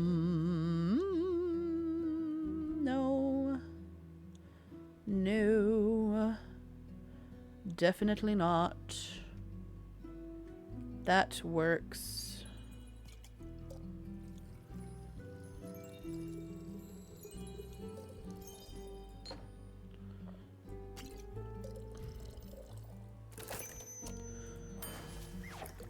Here you go. Here, with all the strength of a raging fire. Thank you, dear innkeeper. Today is so fucking good. It's raining and it's finally not. Yay!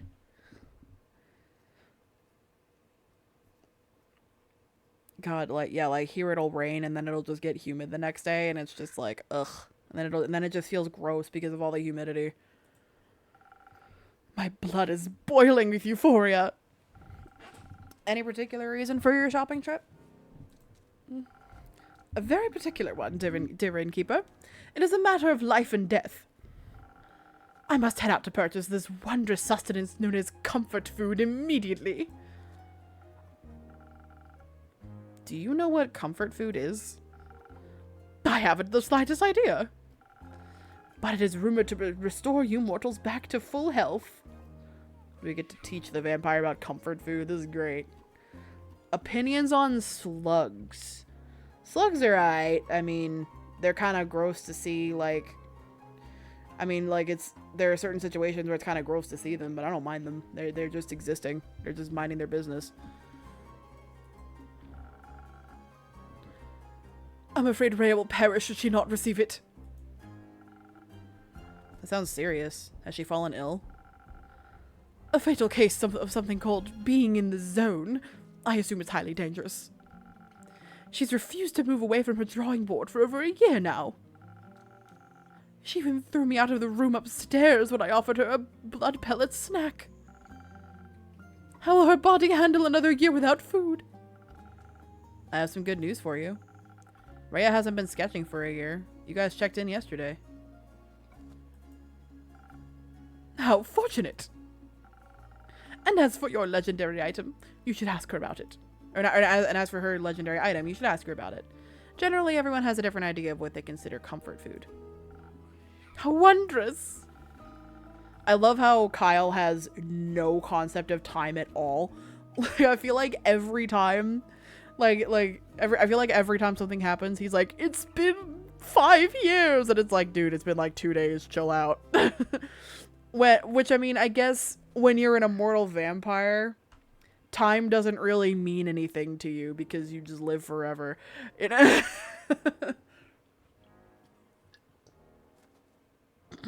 Though something tells me you should give her some time before you go upstairs to ask. Why? Her patience is on cooldown, or call it intuition. Only thing giving me perspective of time on time is just stream schedules. That is, well, for me it's that and work, because I've had the same schedule for the last couple weeks now. So yeah, her patience is on cooldown is a funny option. I don't think Rhea is cold. Her room is very well heated. If anything, I think she's a very warm person. Right. Though I suppose she seemed a bit cold when I offered her blood. Let's give her some time to warm up again. Very well. I shall remain for a while. And once I have acquired the correct comfort food, I will make sure my friend eats every last bite. Like a vampiric mother hen to her vampiric chick. I didn't know there were vampire chickens. There aren't. Do you know that for certain? Yes. I could have sworn the ones at my family's estate had fangs. Chickens can't develop teeth. And here I had thought we were comrades in blood hunger. Chickens are still very fascinating all on their own. Did you know they have very colorful dreams? Oh, that's nice. I once helped a wild hen with her dream journal. I'll introduce you to sometime. My favorite thing about chickens is that they purr when they're happy. What What charming creatures! The more I learn, the more they remind me of vampires. So simple, sweet, and ferocious, yet their origin harbors one of the greatest mysteries of life.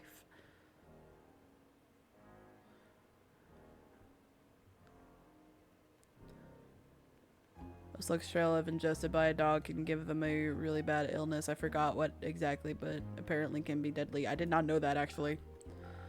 What came first, the chicken or the egg? The egg. Alright. What came first, Iris? Chicken or the egg?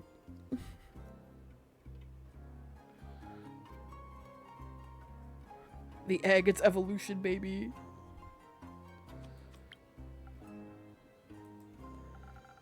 I'm not going to weigh in. I am intellectually withdrawing myself from this conversation. But unlike this unsolved mystery, I do know how vampires were created. Would you mind elaborating? Weren't you intellectually withdrawing? As a cleric of Cassiopeia, humility is a lifelong objective that I strive towards. As such, I must admit when I need to concede words spoken in haste. Which would be now, I suppose. Please, Kyle, if you wouldn't mind expanding on what you just said. She's a god lover. She probably doesn't believe in evolution. Isn't she like the daughter of a god or something? Certainly. It must have been over 5 centuries ago when a scholar stole some of the immortal blood of the dragons. The scholar offered it to Queen Annabeth, who would become the vampire's monarch. I have never heard of Queen Annabeth. I think that was just the plot of a really challenging board game, Kyle. Oh, you're right. So then, Mike was real after all. Mike? Yes, it's all coming back to me now. The first vampire that walked this world was the infamous... That's just Michael. But most of us call him Mike. He has a very close connection to the spirit dragon in his domain. Eventually, Mike struck a deal with Tuat. In exchange for guarding the dragon's realm, he would get to live forever. That didn't work out, I guess. Old Mike didn't read the fine print. The spirit dragon turned out to be a trickster. Tuat turned him into a new form of undead creature, invulnerable to age and disease, but still weak to the blade. Blood was the only thing he could stomach to consume, and with time, even sunlight became intolerable. Mike was no longer welcome among the living, but the dead didn't want him either. And that's how the first vampire was created. Fascinating. Vampires are all just white guys, right? We have Kyle, we got Mike. There is so little known about the spirit dragon in his realm. Kyle, just how do you possess knowledge that's considered ancient by today's standards? Have you heard the Mike's Hard Lemonade joke before, Sol? I haven't heard the Mike's Hard Lemonade joke before, no. What knowledge? The knowledge you just told us about. Ah, I stumbled upon it in a grimoire I bought the other day at the local bookstore. Nope. That was the vampiric romance book Lynn recommended to you. Try again. But of course. Dear Evelyn was such a history fanatic. How could I not pick up on a few stories? That was one of her favorites. I still dream of her deathly beautiful countenance as she narrates tales until the intruder stopped screaming.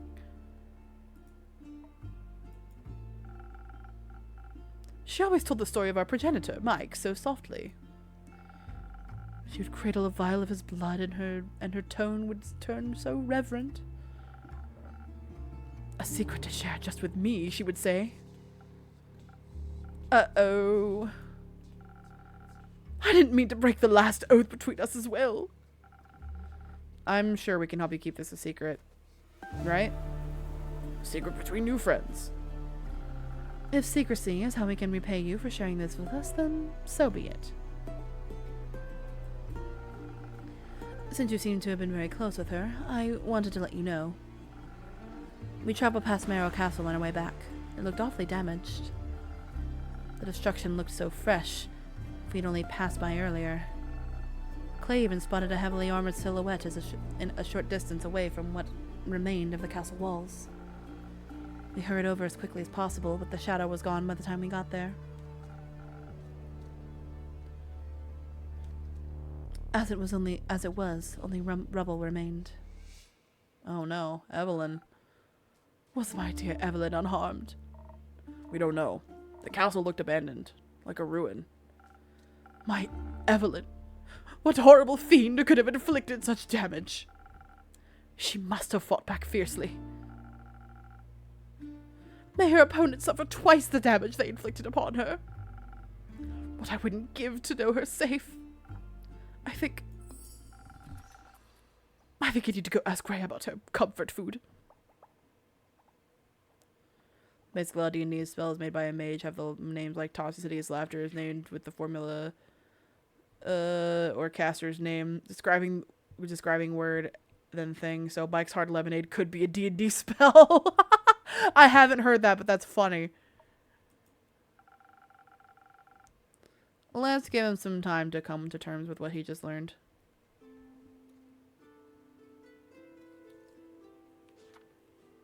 Oh! You're back! Oh, hello! You're back as well! Hello! I don't know why I do that whenever Scully's here. It's like, oh yes, hello! It is good to see you again, Scully! Greetings, brave adventurers. What's that noise? That's his spine. Indeed. Oh, are you all right? Worry not, friend. 'Tis but a scratch. So, about my drink order. I don't see any scratches on your skeleton, Scully. Oh, your drink helped wonderfully. Not a nick in sight on any of my bones.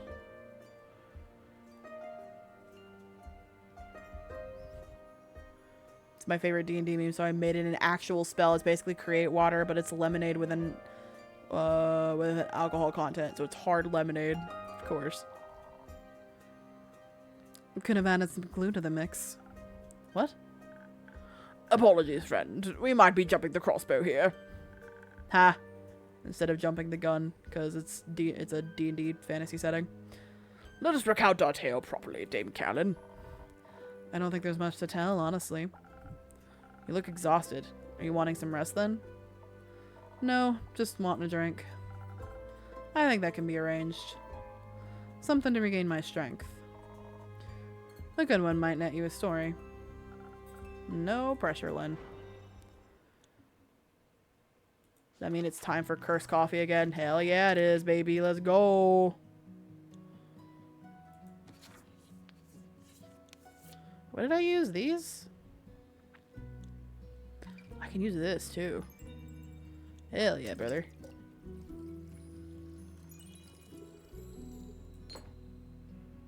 And then... yes, this.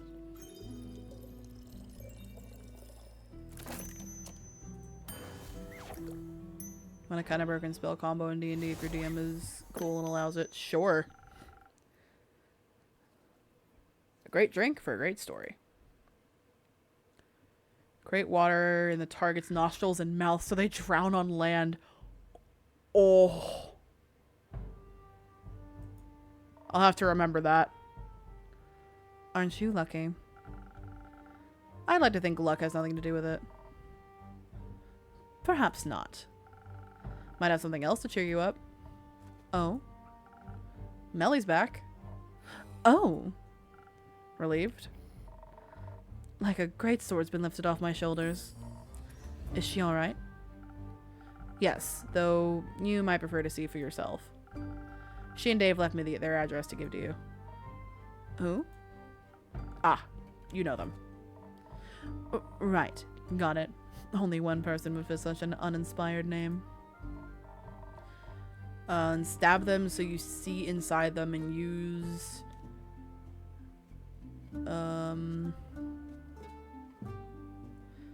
So you see, and use destroy water to remove the water content in their blood. Ho. They better have apologized to Melly or else. You'll have to find out the details for yourself. Just don't keep them waiting for too long. Don't need to tell me that. Fable isn't back then? No. Sure are taking their time. Feel like looking for them yet? No. They're capable. Just my patience is starting to wear thin. You had some to begin with? Damn! What the fuck? You're pretty chatty for someone within greatsword distance.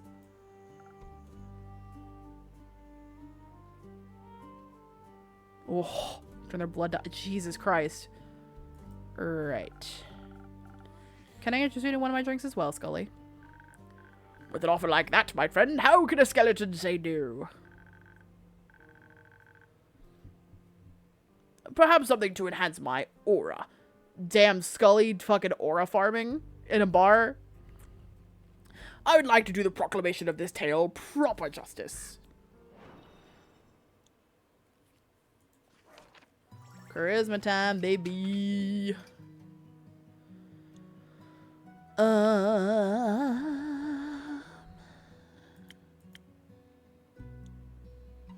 Well, let's do 1,000 wins for Scully.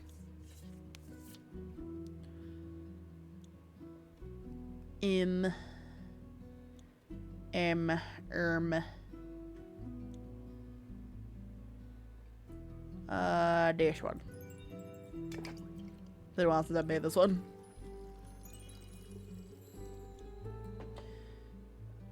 There we go.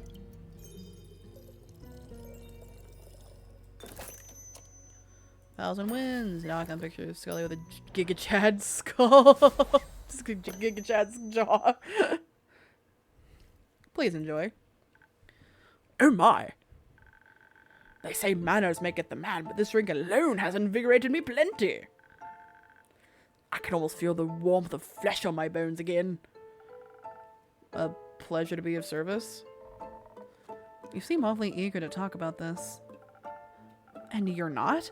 Was it no help in alleviating that accursed boredom? It was eventful, alright. Just lacking a sense of accomplishment, I guess. But no use continuing this pity party. Let's start telling the story I know you're itching for. Much obliged. We started making our way westwards, though our progress was slow. Any complications? Yes, quite a few. Oh, I've never seen Scully mad before. I'm angry. I'm an angry gentleman. Don't look at me like that. Before embarking on this journey, I was woefully ignorant about the plight of the Fosoan farmers. The less than ideal weather conditions. The flood that ruined a lot of crops. And now this pesky undead problem. I was stricken with empathy for their struggle. The least we could have done was offer up our means of transportation for any soul looking for a better life further north. So we switched carriages. 3 times. By the 3rd time, we had gotten so far off course, it took us a whole day just to get back on track. On foot. Oh no, not the weather conditions.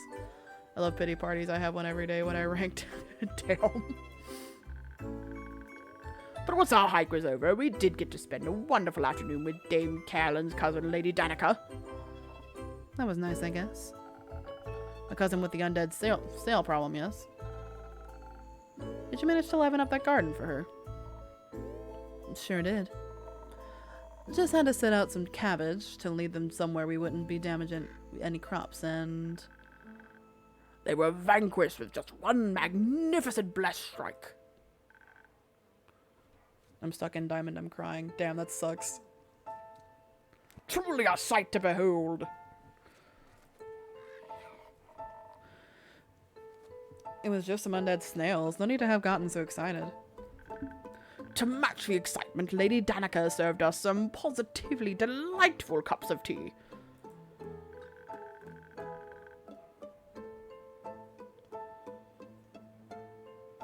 better than accompanying finger sandwiches, were some new facts I had gleaned from observing the snails. Even lacking souls, they still displayed some pack behavior. They acted nothing like real animals, of course, but somehow I was struck with empathy for their plight.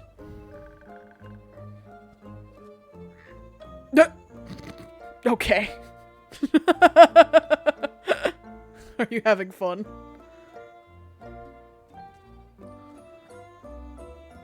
To unconsciously seek out a manner of instinctual action, despite the lack of anything to grant them conscious objective. Is there more transparent yearning for purpose than that?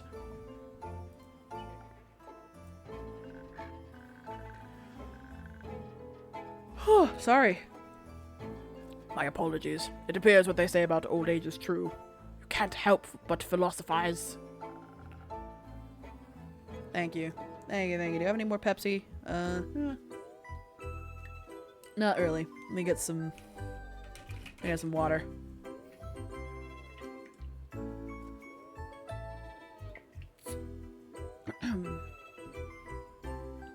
And you couldn't help but relate? In a way. One can't help but wonder whether any choice I make is truly my own or just a post-mortem reflex of these old bones. Perhaps even my thirst for knowledge. And yet your enjoyment of it seems genuine.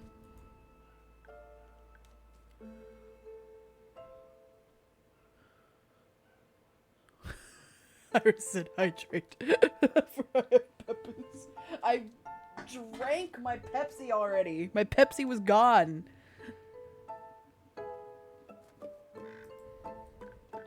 Truly, innkeeper, you have a way with words. Just lots of experience. Though that may be, my worries seem rather foolish now. I count myself as quite fortuitous that despite all my memory lacks, I could delight in learning it all again.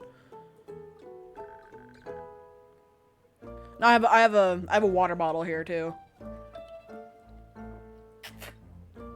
I always keep a water bottle here, and when I have Pepsi, I have drinking water out of the can for a bit. Ha. That would require putting the water into the can. Does it really matter then where such an urge comes from?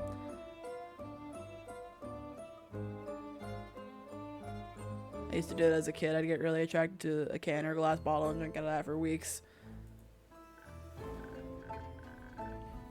I've never done that. My brother and sister, though, I have no idea how they freaking do it. They, like, won't finish a bottle. Like, they won't finish a soda in one sitting. So, I just kind of, so they won't finish a soda, like, ever. I don't think they've ever finished a soda in one sitting. So, they'll put it back and save it, which is fine for, like, bottles, because soda bottles, like, the plastic bottles, like, they don't lose their carbonation as fast. Cans and stuff, they're still open. So, they'll just kind of go flat, but they'll still drink them. It's very strange. I don't know how they do it, and they've done it for years. We have juice and stuff in glass bottles here. Oh, we do here too, sometimes. Not like juice necessarily, but I think some sodas come in glass bottles still. Anyhow, my apologies, Dame Care, that I completely derailed our epic tale. Allow me to make up for it by continuing post-haste. We departed after that lovely cup of tea and finally headed for the Pale Woods. Lady Danica provided us with a cart and a trusty steed, a cow with the most lovely temperament. Her name is Lizalette. Our host also gifted us a delightfully lucky charm, so that no evil would hurt us or Lizalette on our way. But now that our little adventure is over, we thought we'd give it to you instead. Oh. Some extra luck never hurts. Oh, cute! It's a little cat. Also, Void gave us that little bottle over there. It shows the weather in another realm, which I think is really cool. It hasn't. I don't think it's changed yet. I think it's still been the same. I drink a lot when I've got fuck all going on. I have some soju in the fridge that I need to finish. Now I'm in a relationship. I'm thinking I should cut down. I'm not, it's not just me now, so it's not just hurting me now opinions. I don't know. I don't see how your partner feels. If your partner's cool with it, then like whatever, but you know, be like, hey, do you think I should cut down on the drinking? And if they're like, nah, you're fine, then like, you know, whatever. But if it's like an issue, like that's something that should probably be talked about. I don't know. I'm very big on, and you'll learn this about me, I'm very big on like communication in a relationship. I believe that if you don't have an open line of communication, that you don't really have a very strong relationship. You should be able to talk about, you know, problems and opinions and stuff like that without an issue. So that's my number one in communication.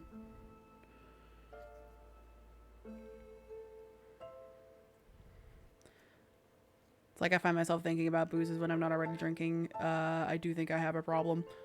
I wouldn't say you have a problem. It really becomes a problem when it's starting to like interfere with your daily life. Like if you're like, you know, showing up to work drunk, or like, you know, that's when I think it's like a problem.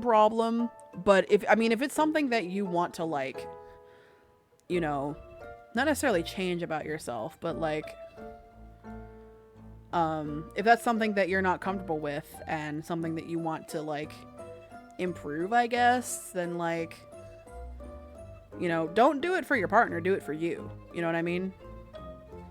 If that reason happens to do with your partner, then, you know, so be it. But don't do it for your partner, do it for you. I guess really is the biggest thing for me.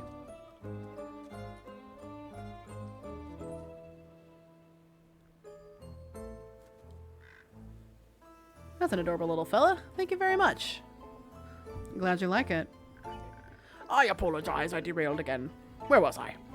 Our journey. I made sure to greet the gentleman that passed us on our way to the woods. What a magnificent shadow armor he was wearing. Something about it felt oddly familiar. Plus, to be fair, it's expensive. I'm broke. I can't be doing this anymore. You know what? Fair. Perhaps it was only my hope that we would look just as gallant after our quest. Missalette valiantly took us to the edge of the forest where maliciousness permeated the very air we breathed. What he means is it stunk. Real bad. We left Lizalette there. Sparing her the stench seemed like the right thing to do. And forth we ventured. Didn't take a long time to find what we were looking for. The place was crawling with them. It also explained the fucking smell. For some reason, the miasma didn't seem to bother me much. Probably because you're not alive. Most respectfully, you don't have a nose. Also that, too. Oh, of course. Anyways. There was a veritable horde before us. An army of undead creatures shambling their way through the forest. One nod tree at a time. They were awfully interested in those trees, it's true. At that point, I was ready to start decimating their numbers. And I would have done so if Scully hadn't held me back, just as I was unsheathing my sword. I was keen to observe them for a moment longer. The undead creatures were displaying similar patterns to those snails.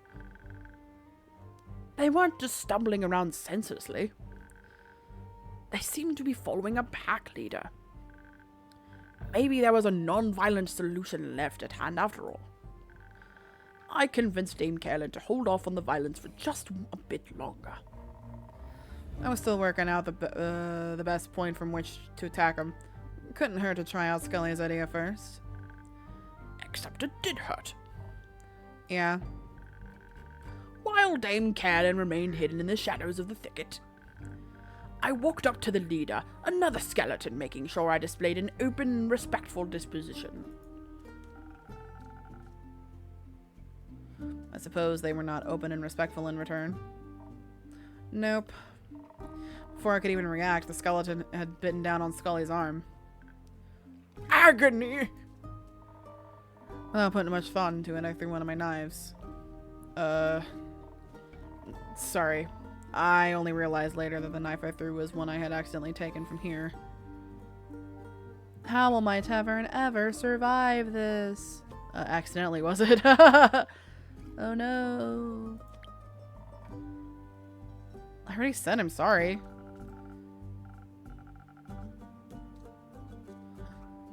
You could always compensate me for it. Actually, Andu's bucket needs to be cleaned out. Keep dreaming. Ouch, shot down so quickly. If it kept you too safe, then I'm glad you accidentally took it. Thankfully, your drink did its job wonderfully as well. Their teeth were unable to leave even a scratch on me. Dame Carolyn was as fast as the wind as she got me away from the hungry undead. And so our fierce battle began. With ease, Dame Carolyn took out several of them at once.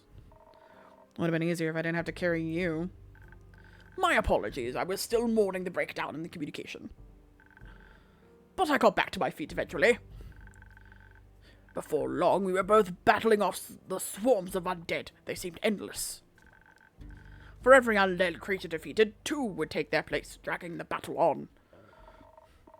If I know one thing about if I know one thing about fighting, it's that you need to watch your stamina. Bro, your bones made of stones. I don't think it was the drink. Stone beats mouth. We wouldn't last forever, but our enemies could. Oh, the mustache. Just put that back on to install that. Okay. One of them cleaved me straight in half. I was lucky Dame Carolyn caught my upper body. But I'm fairly certain we mixed up the order of some of my thoracic vertebrae when we put me back together. Still being held in her arms put me in the perfect position for a strategy meeting. I thought back to how we had dealt with those snails. I felt like I needed to maximize the impact of my blessed strikes and fell them with just one. So we baited them and ran, leading them to a nearby clearing. My separated legs rounded up. Wait a minute. You're in a fucking, like, barrel, aren't you? Oh, I wonder if that barrel is just on the pelvis. I wonder if there's, like, a pelvis barrel and then there's, like, legs. I wonder if that's what it is. My separated legs rounded up the ones that didn't fall for the first baiting. And once at the clearing, I reunited with myself, luring them all towards the center. That sounds like have you ever seen Iron Giant? Like, this sounds like an Iron Giant moment, like at the end of the Iron Giant movie. Pelvic barrel. You know what I mean? Like at the end of the Iron Giant movie, like it just shows him and like all the parts coming together. Like, that's what I imagine. He just has, like, a freaking antenna. That's what's under his hat, is just a freaking antenna. And it brings all the parts of the body. As all the undead creatures gathered around my 2 halves, the sky cleared up.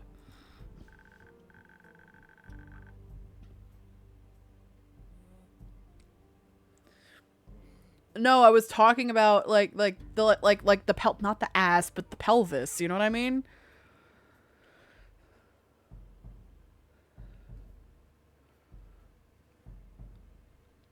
Like a crash of thunder, the sound of Dame Carolyn descending from the sky, or a tree, was all that could be heard. For a moment, my eye holes were completely blinded by the radiance of that blessed strike. You're exaggerating. I like it. Sounds very heroic. It was. I don't think it counts when what I did was essentially pointless. Did the strike not land? It did. While the strike hit home, I realized most of the creatures could be resurrected again at any point. It's a shame, truly. Even though we fought so valiantly. Oh! But we did get you something else as well, innkeeper. Alright. Here. The trees looked really chewed on and dead. But the berries seemed like they were thriving. New infusion? They're the ones Elfie was going on about. Not like they're here to appreciate them now, so I guess you can have them. Just set them aside to make Fable a drink when they're back. Sounds fair. Ghostberry. Oh, those look really cool. Invisibility. Ooh.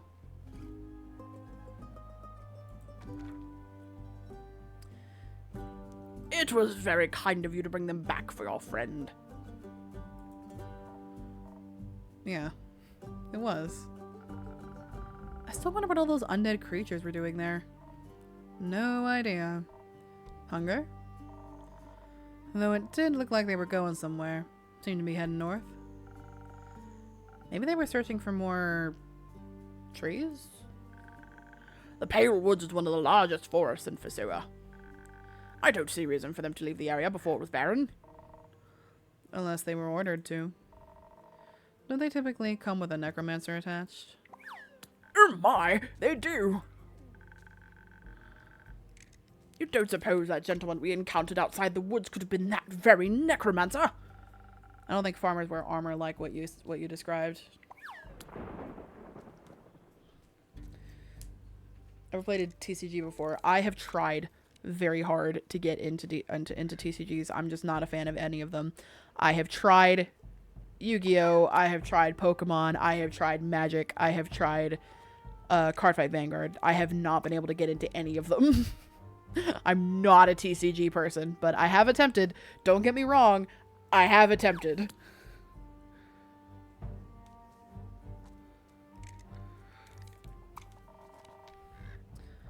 Just realized where they could be heading. It's true there aren't many woods around here that compare to the Pale Woods. That giant root in the capital must look pretty good to some tree-obsessed undeads. Fuck indeed. High fiber risks. Just to clarify, you believe hordes of undead creatures are marching toward the capital? Well, towards the roofs would be my guess. I see. Scully, you good? You're still losing your mustache over there. They're heading towards Themis to gnaw at the divine roots, as if to fell the ether tree. Precisely. Not that such an action alone could destroy the whole thing, but it would certainly do some damage.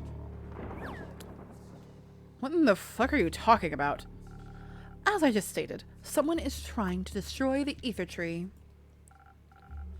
You aren't buying the new card, you get outscaled. Pretty much, yeah. It's not even that, it's just I'm just not a fan of the gameplay loop. Personally, to me. I like my deck from when I played with, it still works in modern day. It's my deck from my teen years I got with whatever I could buy at the secondhand card store. And it's not even that, I'm just not a fan of the games themselves. Like, Magic I think was the one that I was the most into, but even then I got bored. I just get bored, that's my problem. I get very, very bored with games like that. That's why I'm not super into turn-based stuff either.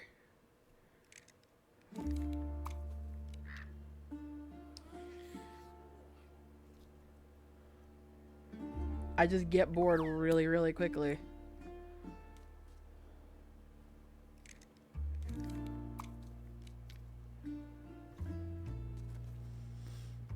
The Starfall, the Primordial Flood, even the interplanar portals, it's all part of a big plot. Was that not clear? No. Oh my, that's awful. And insane, if true. Is it working? Scully's still losing his mustache over there. Scully, you good? You good, bro? Unfortunately so. Or do you see or do you see the stars in the night sky?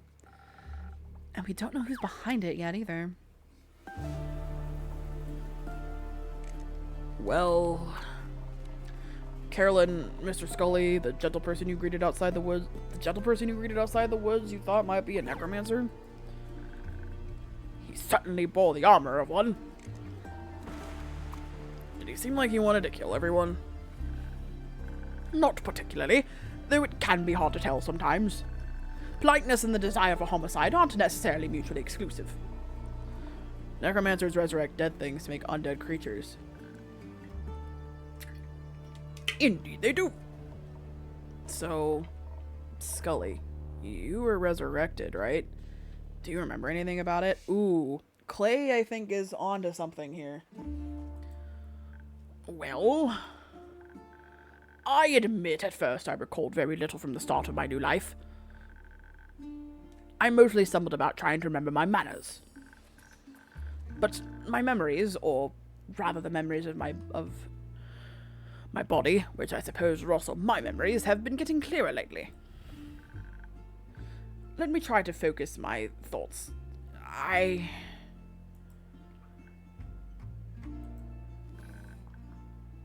believe I awakened in the archives, in the Everbloom. The Everbloom? Are you sure? Who woke you up? A gentleman of fine age. I believe he was there to do research. How does Scully cry? He's well a skeleton. You are asking too many questions, my friend. I remember candles held over notes scribbled in paper, ink stains on fingertips. He must have found me near my friend's study. I remember I was looking for her when... After I woke, I simply left. How rude and uninquisitive of me. I should have asked what he was researching. I could have helped. Be glad you did not aid him. We found his notes. They spoke of the destruction of the universe.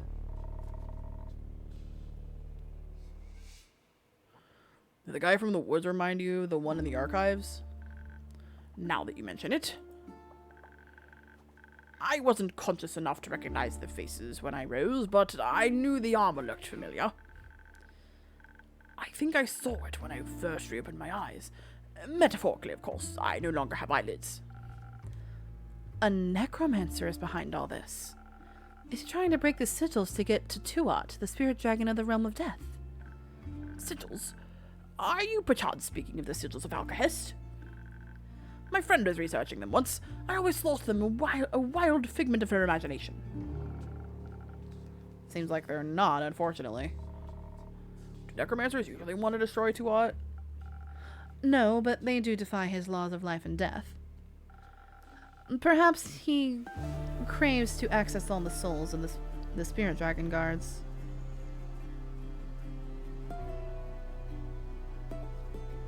There we go. Sorry. Or he plans to destroy death once and for all with his perversions. But my idea is to destroy Tuat. One must find him first. That in itself would be quite the impossible task, no? Not exactly. The spirit realm is well protected, but there are ways to get him. Thank you for the posture check. It is 8 o'clock, a little bit after, so thank you for that. Can you kill death? I don't know, but merely attempting it sounds disastrous. Miss Anwar, Mr. Moore, Tuat is the god of death. No matter how insane the necromancer, no one could possess a weapon powerful enough to fight a god. Only weapons made by dragons can harm them. We all know this. You mean like Or's great axe? A weapon forged for the dragons by the dragons, meant only for their claws. The axe. It could certainly cut through the barrier between the astral sea and the upper world, if not through Tuat himself. Would stealing an axe from a dragon count as a sigil? Alright, y'all lost me again. I talked about this already. Keep up. I'll explain later.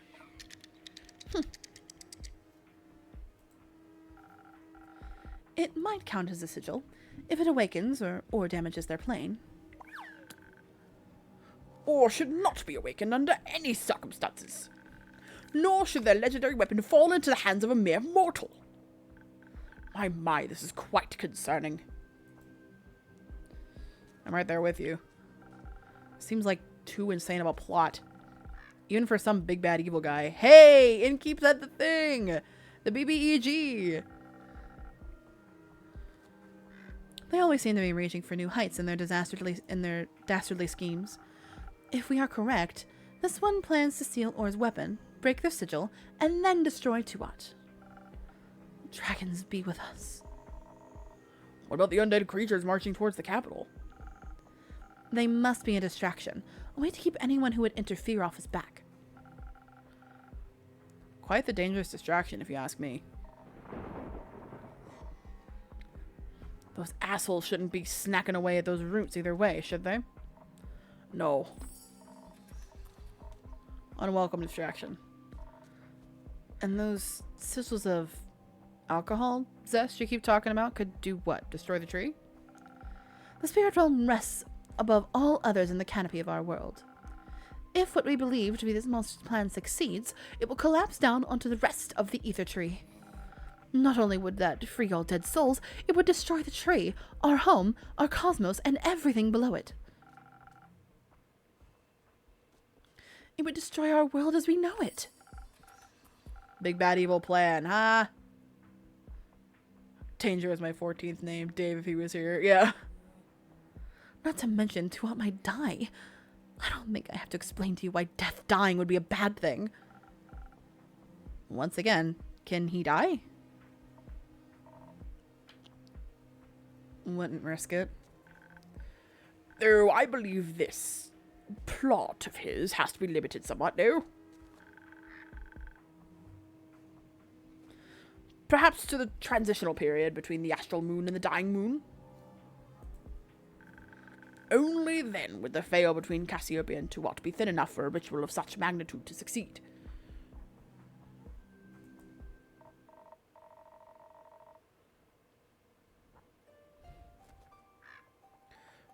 Wait, what you mean is this can only happen the night between the 35th of Cassiopeia and the 1st of Tuat?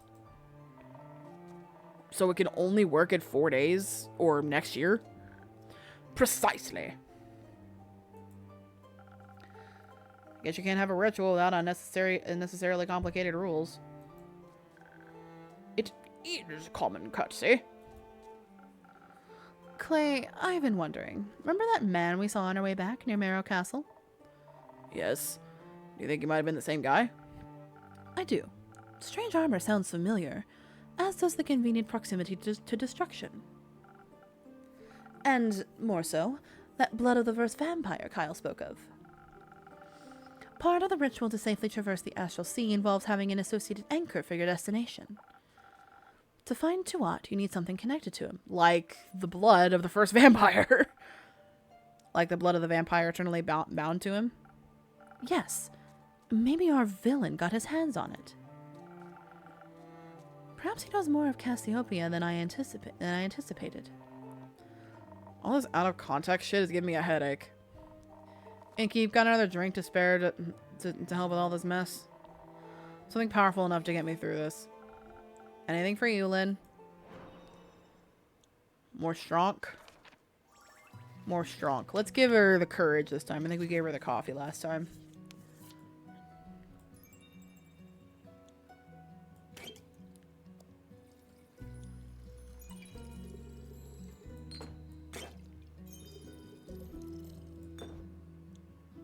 I fucked up. Okay. I already gave her the coffee, though. I can give her the coffee again. You appear inside the streaming chalice. Helps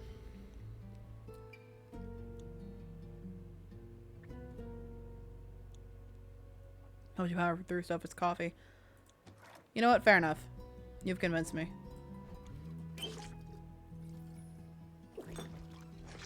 I put in there last time? I think I put this in there last time.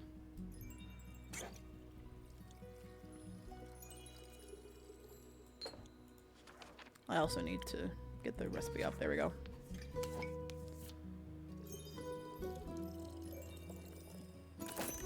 Coffee.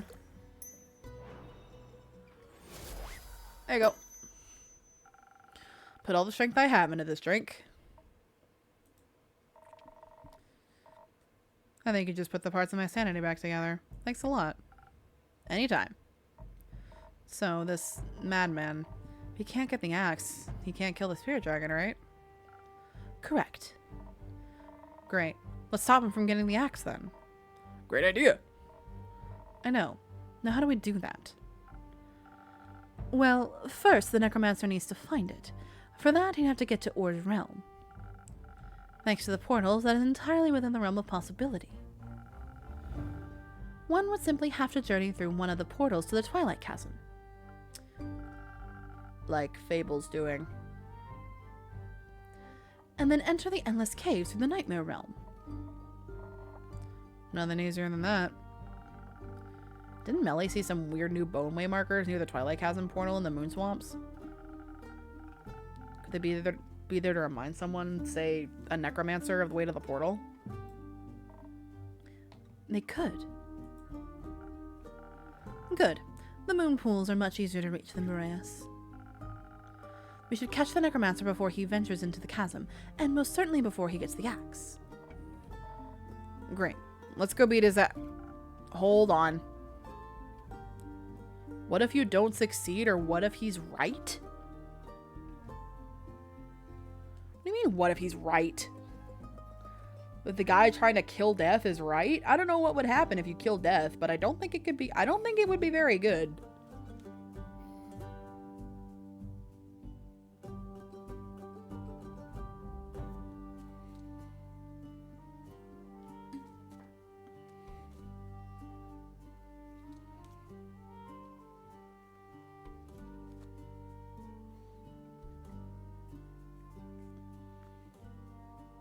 Well, maybe, but, like, doesn't that, like, interrupt, like, the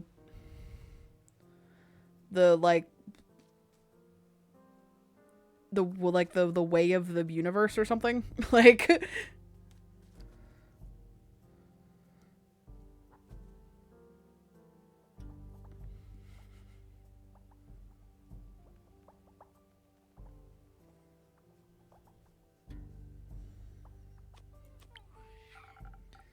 I have faith in you, but he sounds powerful. How about a backup plan? I hate to say it, but you're not wrong. Thanks for looking out for us. If we don't manage to stop him from getting the weapon, we stand no chance in a fight against him. Even your divine strikes would be no match, Miss Anwar. That is true. We would need an incredibly powerful weapon to match his. So I'm a Chaos Enjoyer. Do you think I've thought this through fully? No, I don't, actually. Because I know Chaos Gremlins, and Chaos Gremlins just do the most chaotic option and don't think of the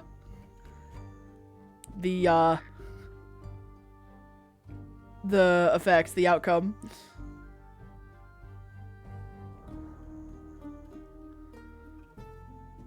One of the players in the one Pathfinder campaign that I was in that I always talk about,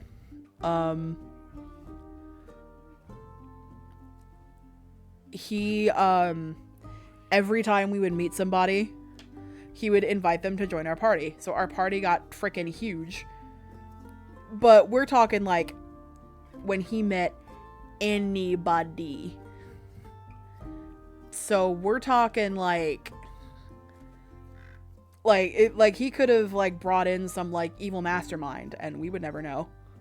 I think one of the people he brought onto the boat like cursed us and like made everybody act weird or something. Not sure if it's enough, but I do have this sword I got from my baba. Oops. Let me see it.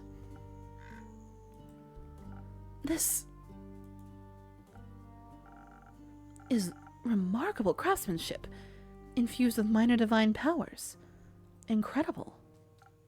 But I'm afraid even this cannot rival the Great Axe in any capacity.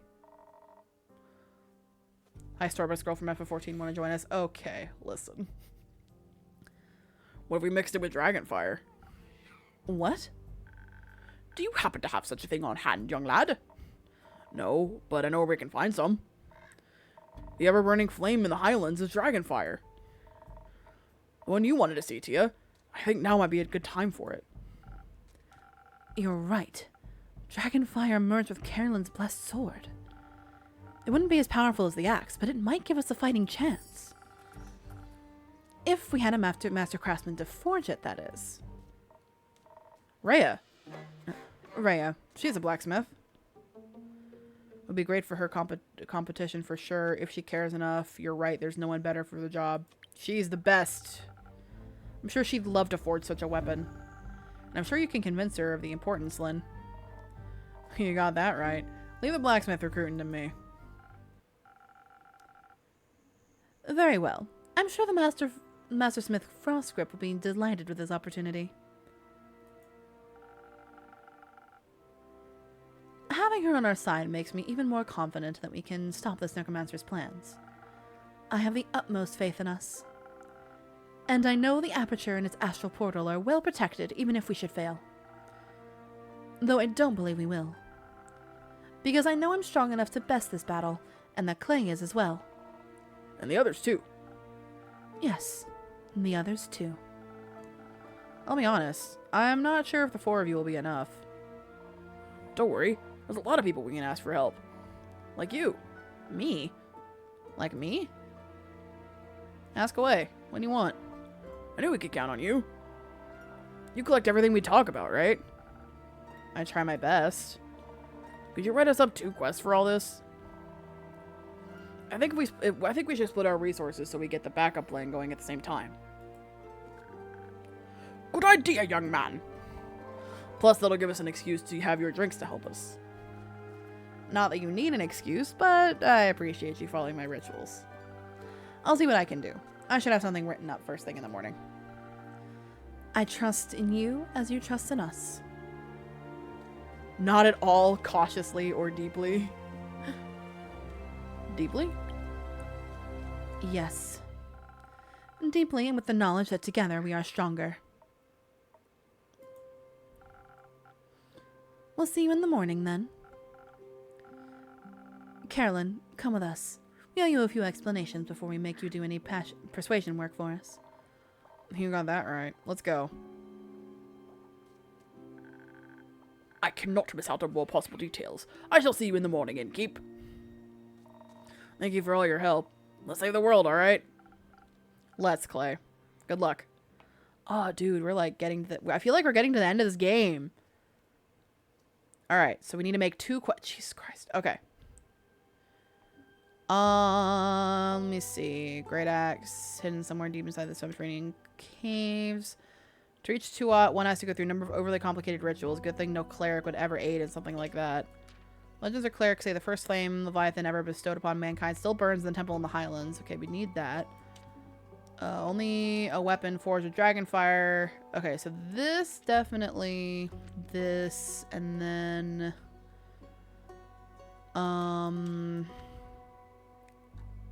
That's probably for the other one.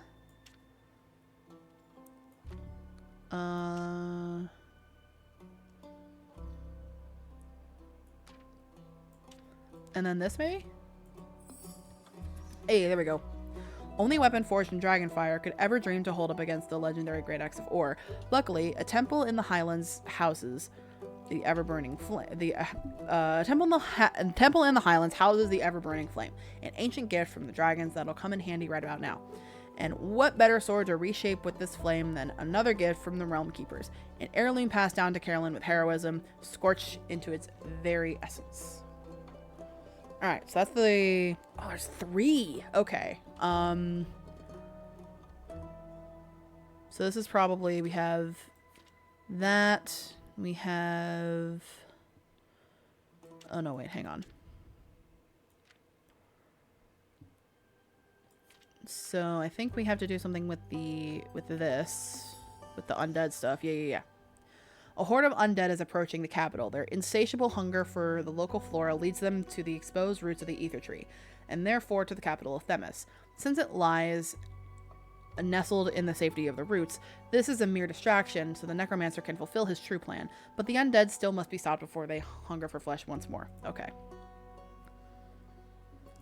The enemy aims for the destruction of the ether tree. He needs the great axe of ore. And we'll do that, and then that maybe? No. Okay.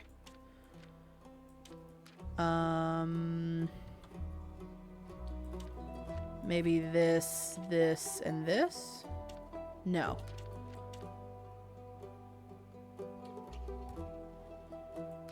Well, he doesn't. He knows where it is. He doesn't have it on hand. He just knows where it is. It's in the Highlands. That's what that quest was that I made.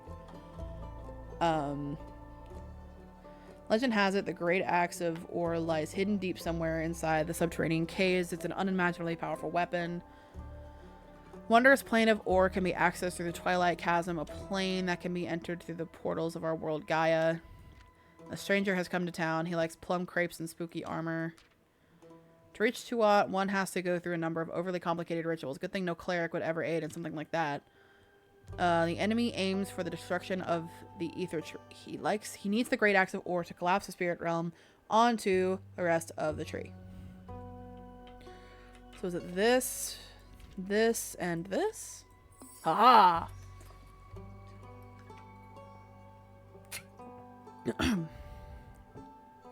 World calamity is imminent, but there's one last way to save it. The only weapon strong enough to harm Tuat and the ether tree is the legendary great axe of ore, and the personification of evil wants it desperately. But first he must take it through the Twilight Chasm, and for that he needs a portal. Sounds like a good location to stop him, right? That is Twilight cheese. Alright, cool. We are like, I feel like we are moving toward the end of this game here. Do. Gonna be sad when this game is over.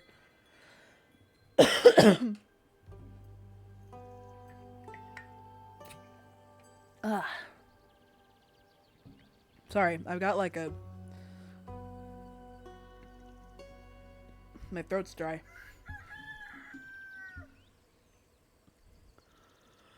Alright. Hello, everybody.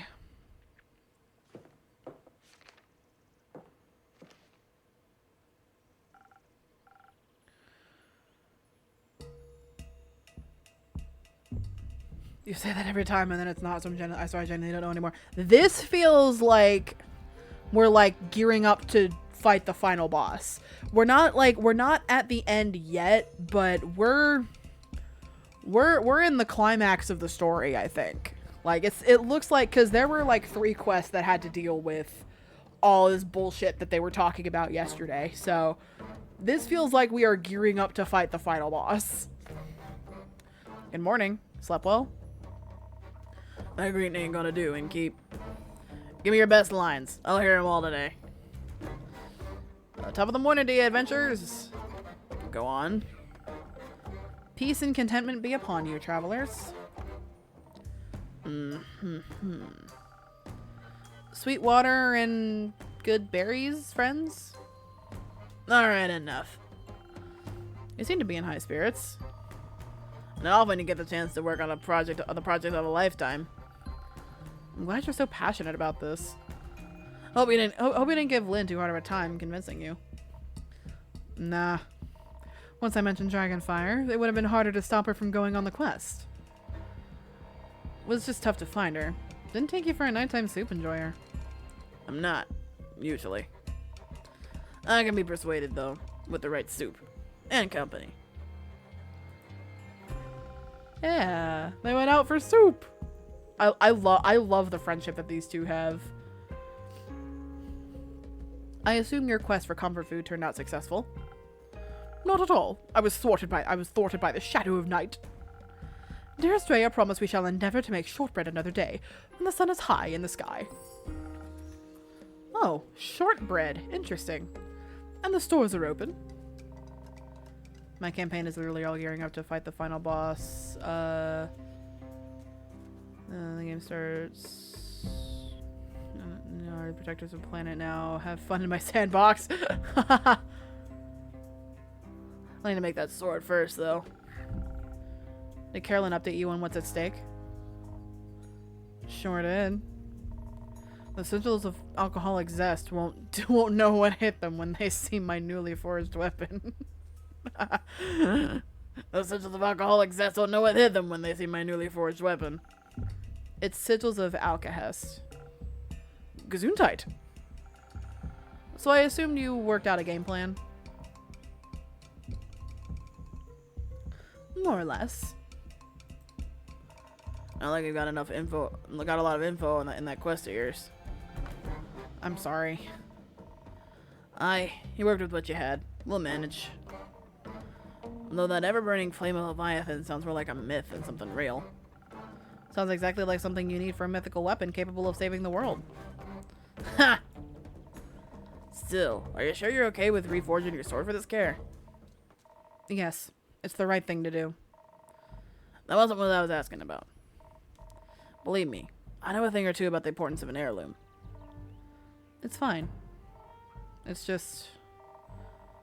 I wonder if I'll still feel the same connection to my Baba when I look at the sword afterwards. Eventually, everything she gazed at in life will be gone.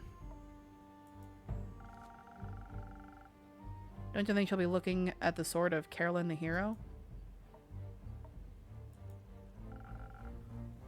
That has quite a wonderful ring to it. I didn't know your grandma, but reforging that sword with dragon fire to save the world, I think she would have been mighty proud of you. And I'll make sure that weapon is the best anyone swung this side of the ether tree. Here it is again. There's like, I've got like an itch in my throat that won't go away. You know what I mean when I say an itch in my throat?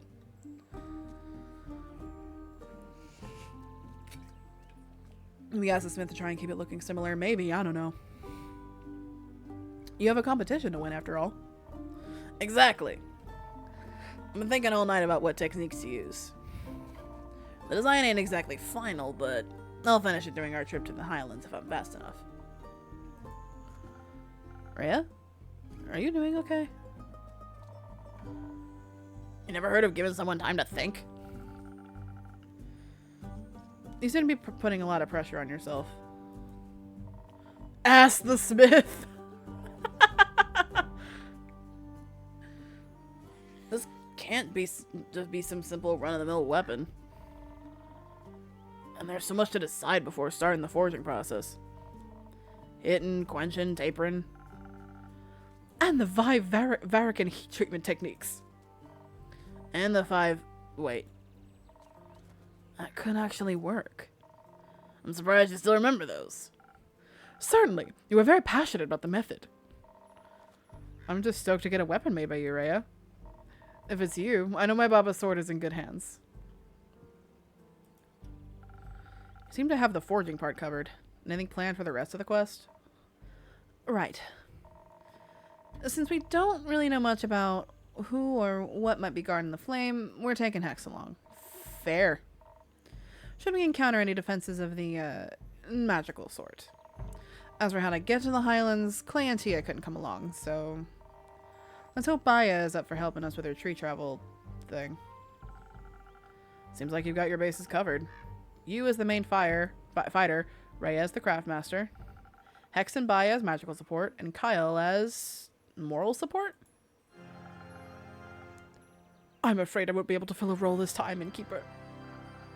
I tried to distract myself, but the mere thought of dear Evelyn hurted alone, or worse. It struck me with a torment strong enough to make even this undead heart bleed with worry. No matter what transpired between us, all I craved was to know her safe. But to allow my dear friends to march into danger alone was no less distressing. He was almost inconsolable the entire evening. I didn't want to choose one side only to lose the other forever. That's when I slammed my empty bowl of soup down on the table between us. We weren't gonna go off and die because he took his eyes off us for a few days. And yet, that very fate had struck me several times in the past. I said, well, to I'll be damned if you never get to see me master weapon. Doesn't matter if I have to chew my way through that through that tree myself. I heard the dead have a taste for bark anyways. It was as if those words washed away most of the anguish that was ailing my soul. Surely it was time to believe in the future. And to reconcile with the past I left behind. All for my most cherished people. As long as I didn't forget along the way. But we found a workaround for that. Flashcards! I just need to pull them out and be greeted by the wonderful cards prepared for me by Rhea and Carolyn. Even though they may be far from me. That sounds great, Kyle. That's what about you as well? I'm honored. Seems you thought of everything then. Hopefully. Some help for your drinks would be mighty appreciated nonetheless. Anything particular in mind? Some fire resistance seems like it'd come in pretty handy. That does sound reasonable. We could focus on agility if we're already going that direction. Don't think we want to take whatever traps we run into head on. And add some strength as well, for anything we can't avoid. That and the fire resistance should definitely help with forging the weapon as well. Though, that ghost berry I brought you yesterday, I wouldn't mind some invisibility either.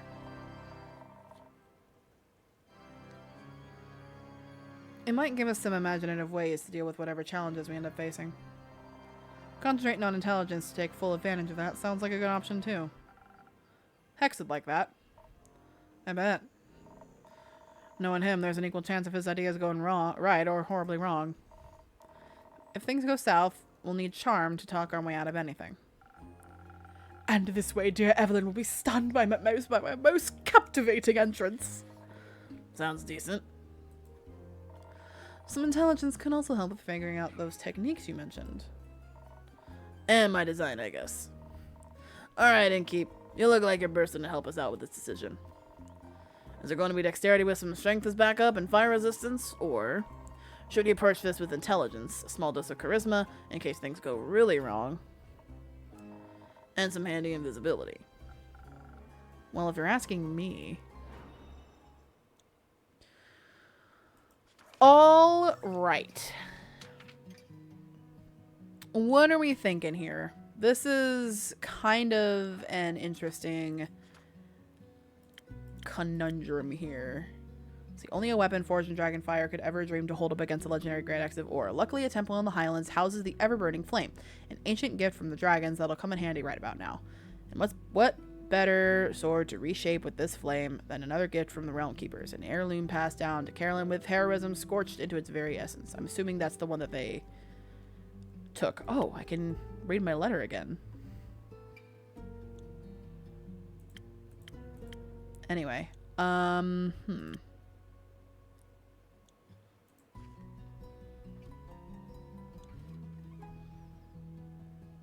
like haste makes space, but fire resist for the forging would be great, so it's difficult. I know, I'm like...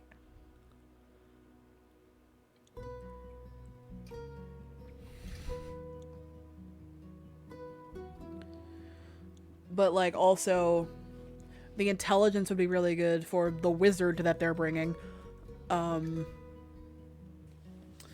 For the wizard that they're bringing, and for, like, the actual, like, parts of the forging that you use your brain for. I don't know. Like, this is the most difficult of these choices, I think. I'm leaning toward the fire resistance just because fire resistance for the forging, like, you never know that fire could be completely unpredictable.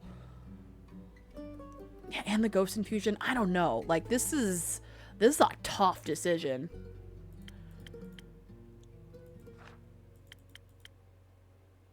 Like, I have no freaking clue what to do here. I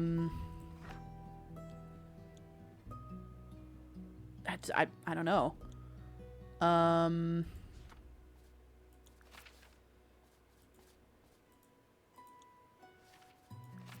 just getting rid of all of these things because they're bothering me.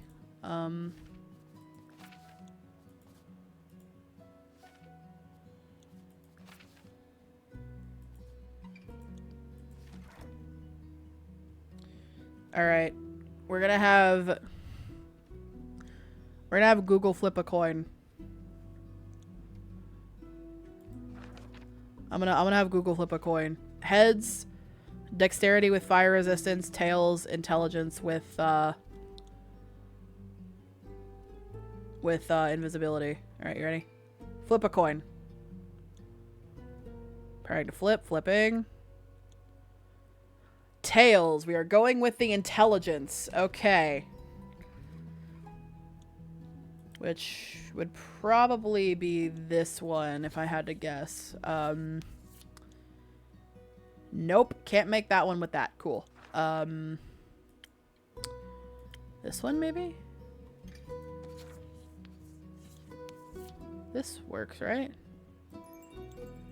Yeah. And then we just do 2 of this. Oh, maybe not, because... Oh, no, that only needs 1. Okay, so let me just put 3 in here. Come on. There we go.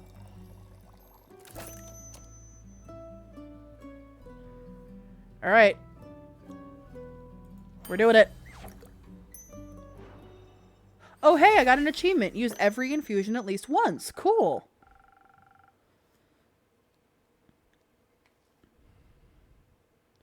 My ass is out here like, what if the dragon fire is so powerful that it just melts them on standing nearby? Oh, this is like... It was a really hard decision. I really hope this doesn't come back to bite us in the ass. You want to forge that weapon properly. Might be best to reserve your strength.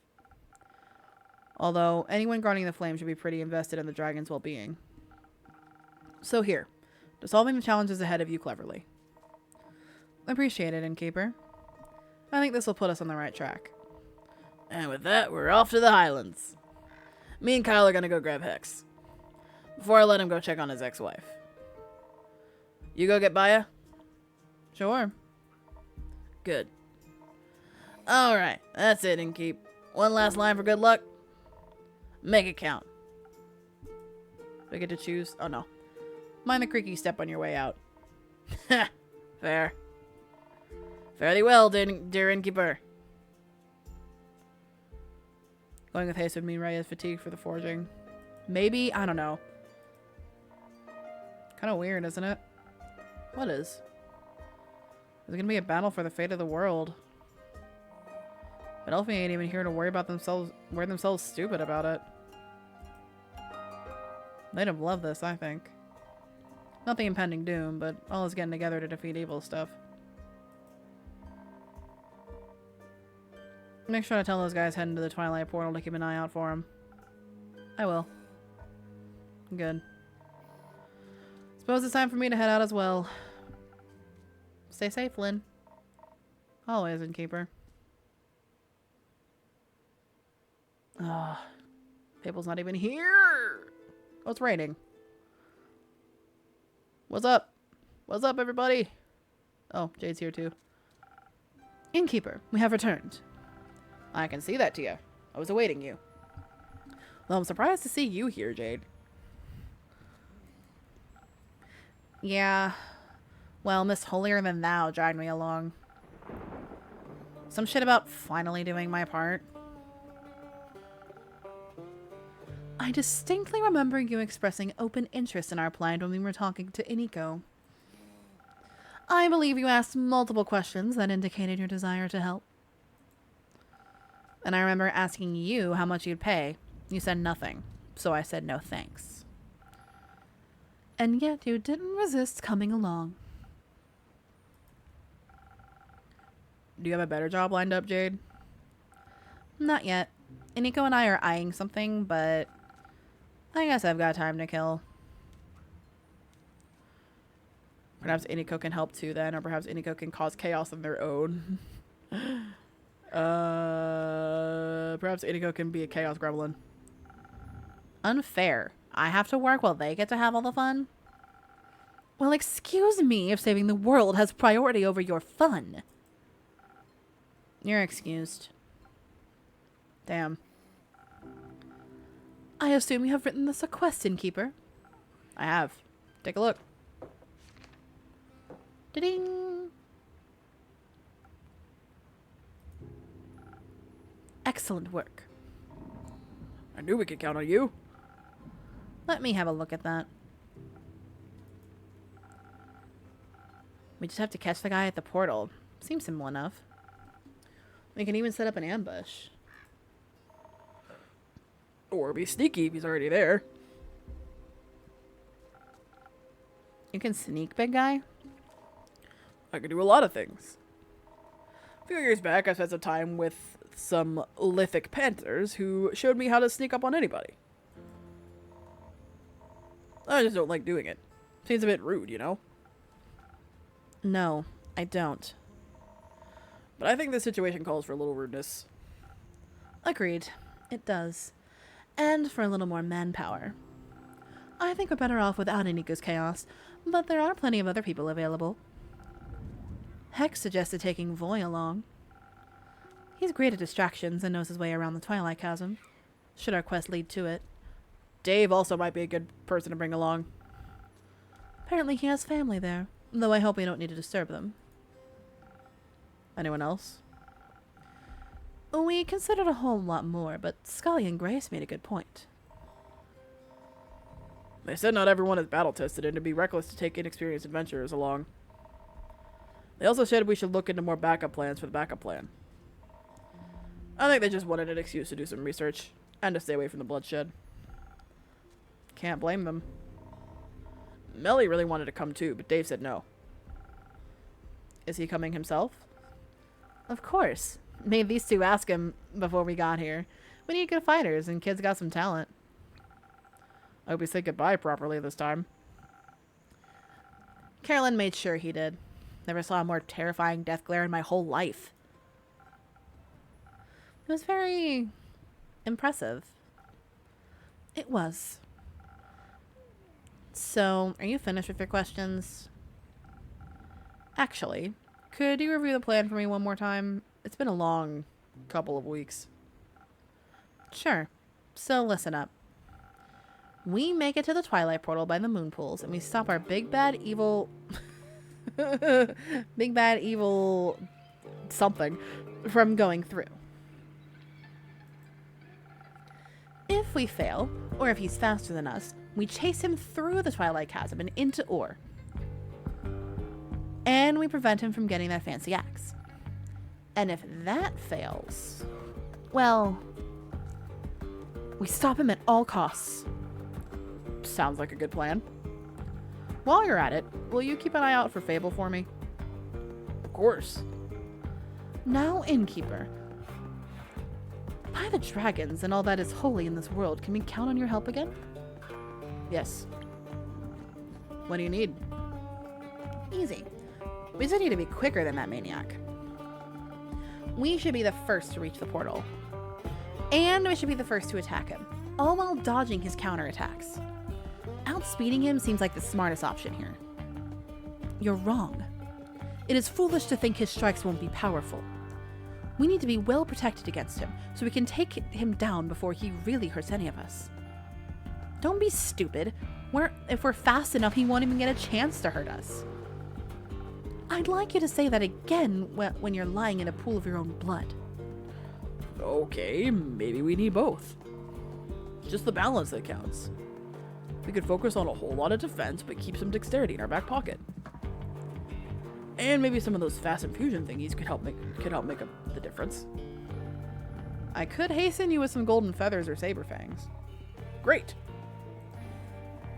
Alternatively, you could give us a lot of dexterity instead, with just a little bit, but with a little bit of defense on top. Ooh, so which one? Okay, so it's either bunch of defense, little dexterity, or bunch of dexterity, little defense. Interesting. And to make sure we don't get hurt, you could give us some of that frost armor. Scully says he always wants to try out someday. Sure thing. I've got enough frozen pine cones left for that. I don't think Jade and Tia can make the decision without bloodshed, so could you help us out? Of course. I know just what to do. Alrighty.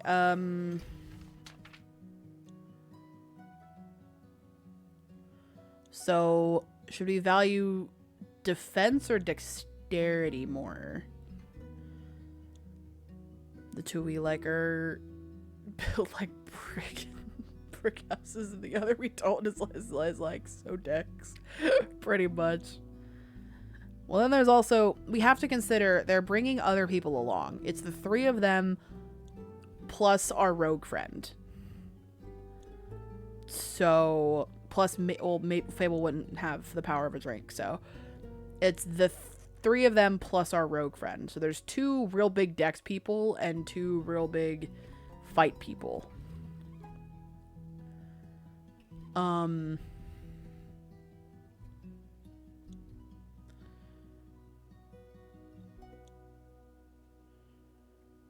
I just realized I didn't care about the last stat this time. The low stat that last time. I hope I actually made the right drink. I think I did, because it wasn't like a...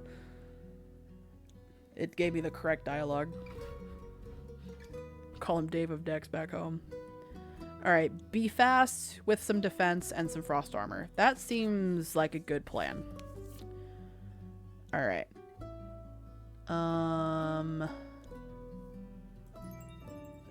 So I need to do 4 of these. 1, 2, 3, 4. A little bit of brain. Oh. Alright, let's go. Bonk. You can never go wrong with dexterity. Plus, you'll be able to show off your cool frost armor. His blade shatters against it. Or whatever. I knew you make the right choice, Innkeeper. There was no right choice, Jade. You both wanted the same thing in different proportions. And you chose the cooler one. Or the more reckless one. I'll wait outside. Catch up with me when you're ready to admit I was right. Alright, Clay. Let's go.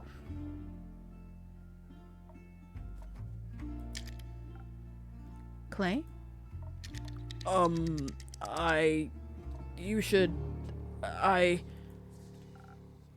you okay? What's going on with Clay? No, I don't think so. Aren't you scared? Of what? All of this. The fate of the world is a heavy weight to bear, don't you think? What if someone gets hurt and I can't stop it? What if I can't protect you and the others and the world and the ferrets? Clay, stop. Please. For a moment. Just stop. I know this is scary. Truth be told, I'm scared too. My whole life has been building up to this moment. I've always been told I'm meant to save people, and if I can't, what's the point of me, you know? You are the point. I'm glad you exist, even if you don't save anyone. You're not some mythical savior. You're my friend. And you are mine. And I'm a little less afraid because I have you with me. You taught me how to value myself as a person, despite all the weight on my shoulders. I wish you do the same for yourself. I promise you, together we will get through this. And we will save each other and our friends and the world of all the ferrets. And the innkeeper while we're at it. Thank you. I appreciate being included. You're enough, Clay, or fear is a powerful motivator. Use it. I like the second option. If you're scared they'll get hurt, channel all your fear into making sure they don't.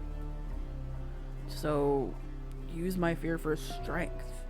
Just like with anger. Exactly. Don't let him use it against you. Strike him down with it. I think I can work with that. Can we still hold hands on the way there, so it's a little less scary? Of course.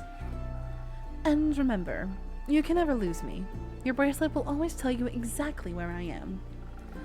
And if you get lost somehow, despite your impeccable sense of orientation, mine will help me find you, too.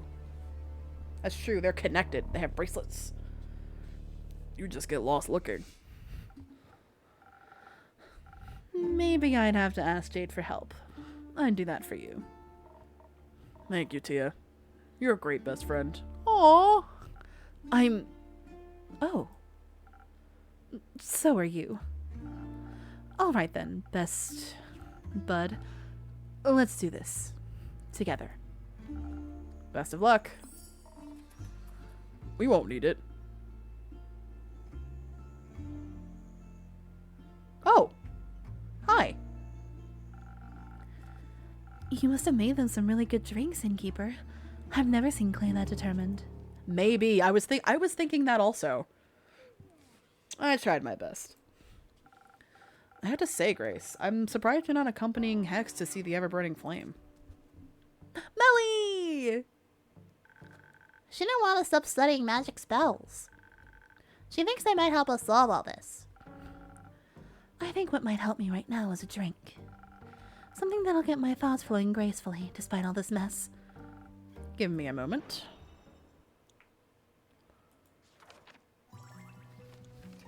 Big brain!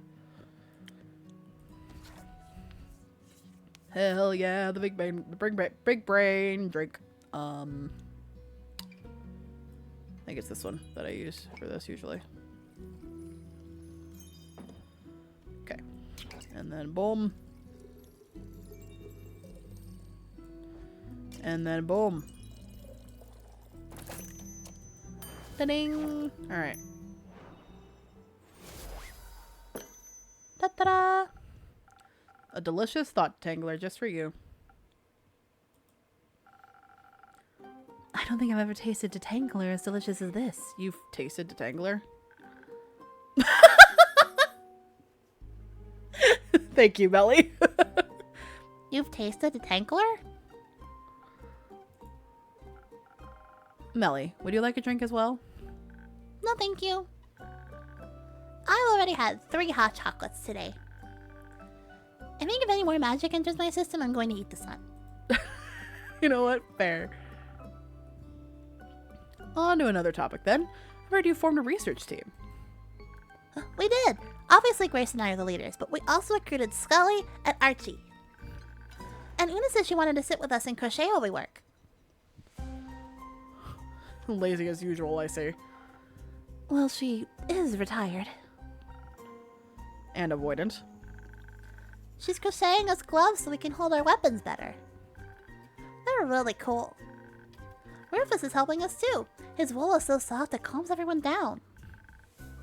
I wish Dave could join us too. Look, they're on a very important mission. I guess he's busy fighting the mean guy. But he promised he'd be back soon, so... And he better keep that promise. What are you looking into anyway? Melly mentioned spells. Are those the ones Hex found in the tower? Yes, those ones exactly. He stayed up all night decoding their formulas, but as soon as he figured out what they were about, he lost interest. So I picked them up. Ah, water. Most of them were rudimentary, all things we already have in our spell books. But 2 stuck out to me. Care to educate me? Which one do you want to hear about first? Teleportation or soul binding? Ooh. Alright, teleportation or soul binding, Iris? Which one?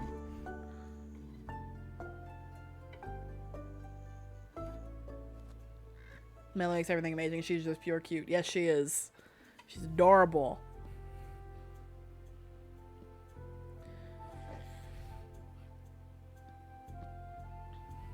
So, Hex found some spells in the wizard tower, but lost interest as soon as he saw what they were about. So Grace started looking at them, and there were two that really stuck out to her. One is teleportation, or one is soul binding, and she's asking which one we want to hear about first. So teleportation or soul binding?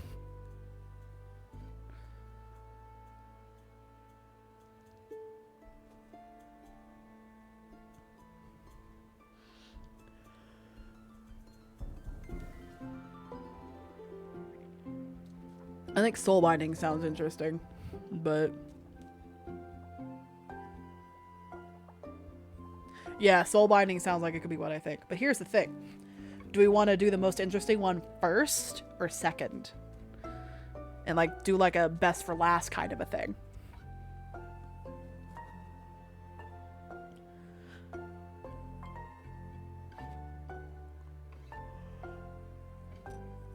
Like binding a guy to a weapon, turning into a sword. Yeah, that's also what I was thinking too, yeah. But do we save the cool one for first or second?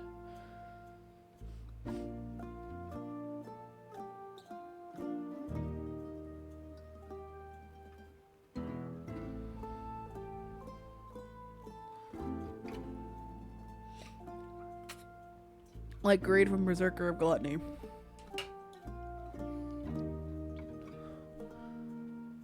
I don't think I've ever heard of Berserker of Gluttony.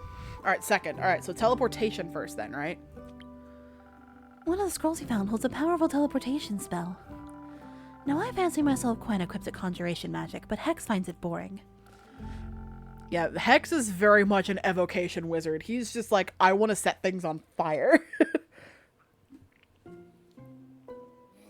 He picked the scroll up because he assumed the gold runes on it meant it was special.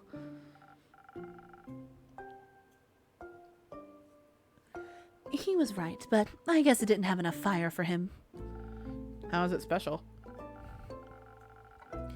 I think if I cast it correctly, I could get you anywhere in Asteria with incredible accuracy. Even to protected places and other planes.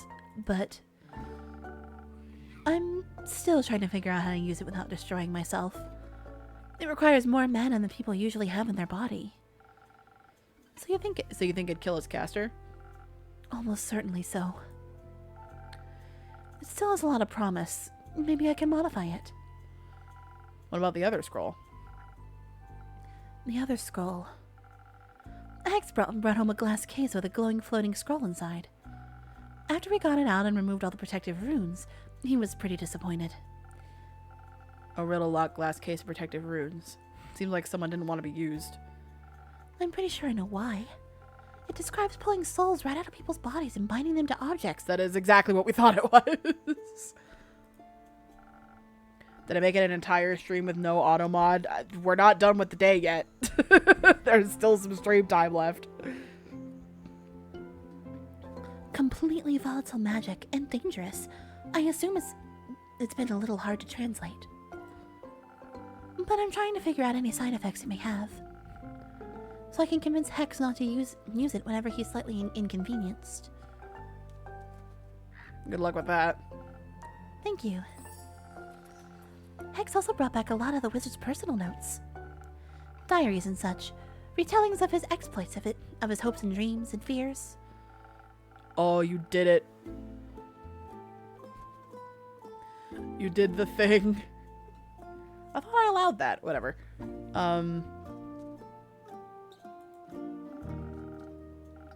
Maybe I can even put a little exhibition together, if Voy and Annie can let me borrow some of those magic items. There we go. I doubt they'd dare refuse you. I hope not. I want some magic scrolls of my own to decipher. But first we need to finish this research. Just because we need to figure out what to do with... It's just nice to have something to do is all. Plus I'll take any excuse to hear more of Scully's Everbloom stories. He's trying to figure out whether we can reverse the sigils. That'd be neat. Maybe you can duct tape them back together? I don't think so. With Archie's help, I also made this whole board where I can collect and connect all of our clues. Hey. Spaghetti.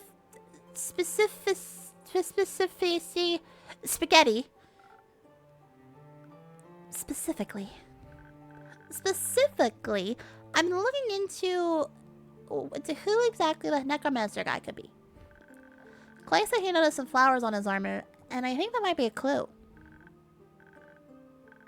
She's trying so hard. Nah, keep it so I have something as a crutch. Okay, fair. Fair. Maybe he's a florist, or they're zombie flowers, or he wants to destroy all the flowers. I need to figure out what his motive is. How much you want to bet that necromancer is that guy that sent the letter? The last day of the astral moon, welcoming the first night of the dying moon, where the realm of Tuat is just a grasp away. Yep, this is the guy. Our old friend is the guy. I can almost guarantee that, actually. Because if we can figure out his motive, we can figure out who he is. And then we can figure out his weaknesses. There is also a flower attached to the letter, too. One of these flowers. How much you want to bet that's the guy? Not that we'll need them, because Dave and the others will... What did he say? Kick his abs? But looking into it makes me... calmer? Yes. They'll be alright, right, Innkeeper? The zombies aren't going to eat them like they ate my parents. They won't. They'll protect each other. He'll come back for you. I hope so. I don't want that to happen again. I miss my parents. You have a new dad. I wish they were here to hold my hand. I'll hold your hand, baby. What were they like? Well, I remember my dad always told me bedtime stories about swashbuckling burglars. And I remember my mom loved making things out of yarn, especially socks. And they were really nice and cool, and I love them so much. I know I can't replace your parents, but is it okay if I hold your hand until Dave, Carolyn, and Fable come back? That'd be nice. I feel a lot safer with them around, you know? Like I'm home again. You are home. I think so too. But enough dramatic backstory. I'm turning into Dave. Just less repressed and gay for Fable. Damn. Maybe it's time to head out. We'll update you on our research tomorrow, Innkeeper, but first... we're going to get a lot of ice cream. Exactly. Una promised she'd make some. Save some for me. The fuck? We'll try. Bye. Oh, it's you again. Hello there. It's been a while since you last showed up. I thought something might have happened to you. I feared you went home without saying goodbye.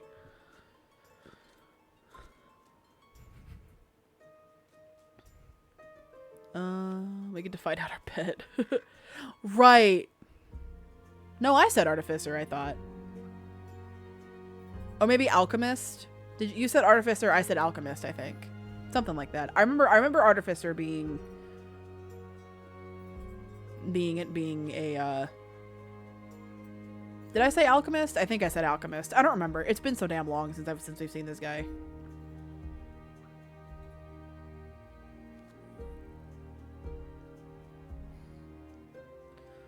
One of us said alchemist, one was artificer. I can't remember who was who. I'll have to go back into the VOD and look.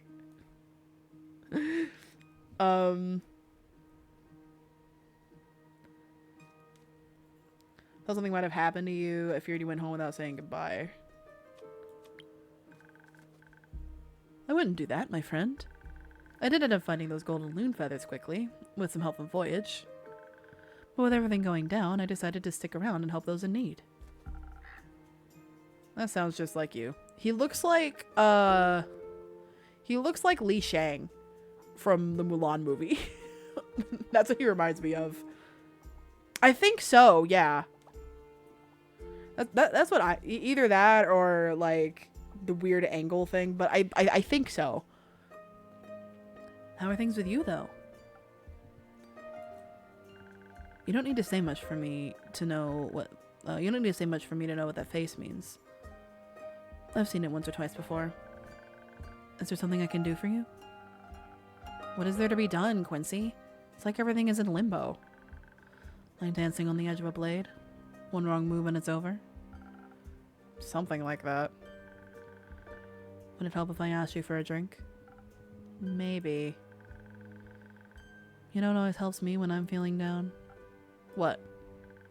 A good cup of Quincy's hot chocolate. Here. After all I've heard, you might need it more than me. Yo, hot chocolate. We can finally make hot chocolate for Belly. Let's go. Thank you. That's very kind of you. Now go on. Make me a drink. This one or another one. Whatever you'd like. We can just make whatever. It's gotta be speed. Let's make the hot chocolate. Hell yeah. Okay, so we need lot of dex, lot of int, lot of charisma, lot of little int, little charisma, little defense. Okay, but lot of dex though. Okay, so we do this, and then do that, and then just do 4 of these. That should give us hot chocolate, right?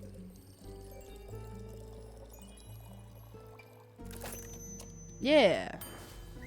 Oh. Mix every drink at least once. I did it. This was my last drink. Couldn't wait to try it out right away. Well, you replicated it perfectly. My hands and heart are warm. Want a sip yourself? You look like you need it. Maybe later. May this drink be warmer than the currents of these times. Oh no, it is ending soon. I got the achievement for all infusions and all drinks today.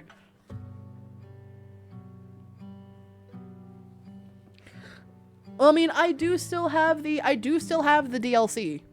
So we'll get another like stream or 2 after that, I think. So it's not quite over yet. Oh yeah, that was the plan. It most certainly is. Thank you, Winky. Of course. So, how are you? I'm okay, I think. I'm just numb. I'm losing my mind.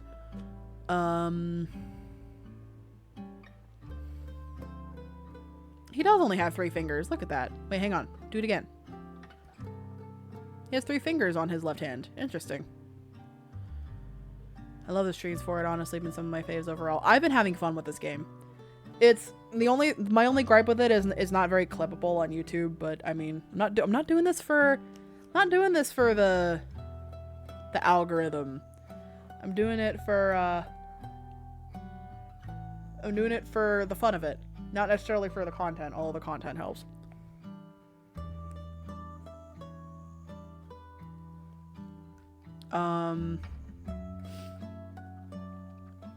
Okay, I think I'm just numb. I'm losing my mind.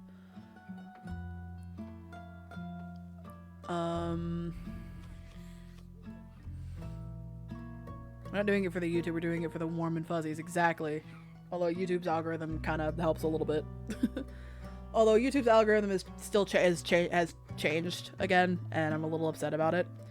It relies more on likes, comments, and subs rather than views now. So, but YouTube's algorithm, I know YouTube's algorithm tried to push like smaller creators a lot better than Twitch did. YouTube's algorithm pushes smaller creators a lot more than Twitch's does still, I think, but it relies more on likes and comments and subscriptions rather than views now, I think, from what I know. So YouTube's algorithm is constantly changing and I hate it, but what are you gonna do? I'm just numb is literally me. I was thinking of that option too. That's why I had it highlighted. I'm neither worried nor elated. I'm just avoiding thinking about it at all costs. Yes. No. Even when I think about it, I can't reach the feelings I know are supposed to be there. It's like I'm stuck floating in some glass case, watching the stars fall around me. But no matter how hard I try, I can't reach out to touch them. And I can't figure out whether I want to. Touch them, I mean. It certainly seems to scare you. Worrying about the world and other people. It's been a while. I didn't think I'd care again. I didn't want to. But it just happened. Yes, just like that. Without my consent, I might add. The heart wants what it wants, and sometimes it wants what it wants is friendship. But I can see how that's a scary feeling. So many things are on the line right now. Perhaps more than you bargained for. It was easier when I just looked away. Would you rather look away than help your patrons? Your friends? No. But now I have to face the fear of losing them.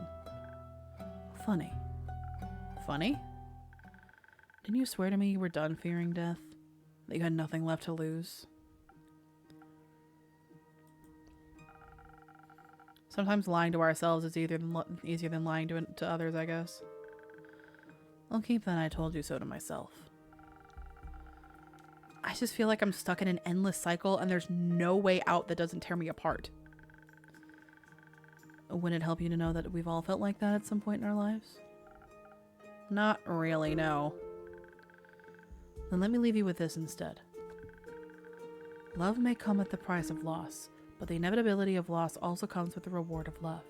You can't lose something without having loved it. And you should love whatever it is you fear to lose. Those are the moments that matter, the moments that make your life worth living. Besides, you have the power to step out of that cursed circle anytime. I know, right? Quincy fucking spitting over here. Do I? Write your own story, my friend. Don't doom yourself because you think it's what you deserve. I forgot how good you are at giving advice. Makes me a bit envious. You'll get there eventually. I hope so. Thanks for checking in. I think I needed that. Of course. Please don't stop reaching out. The safety of isolation is not worth the loneliness. Oh, what's that? It's an emote. I'll try to remember that. I like that emote. It's cool. You better. Now, I heard the night market is close by, and I really don't want to waste this opportunity, so don't let me hold you back. Until next time, take care of yourself, be kind to yourself, and be safe out there. Why don't I get a catchphrase?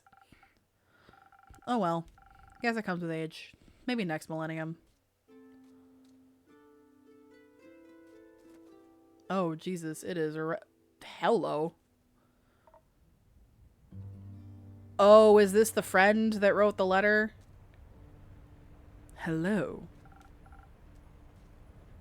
Hello, old friend. Catch up with your past. It is. Greetings, traveler. Nice armor. Is it new? No. Doesn't it seem familiar? The flowers certainly do. Did you keep my books?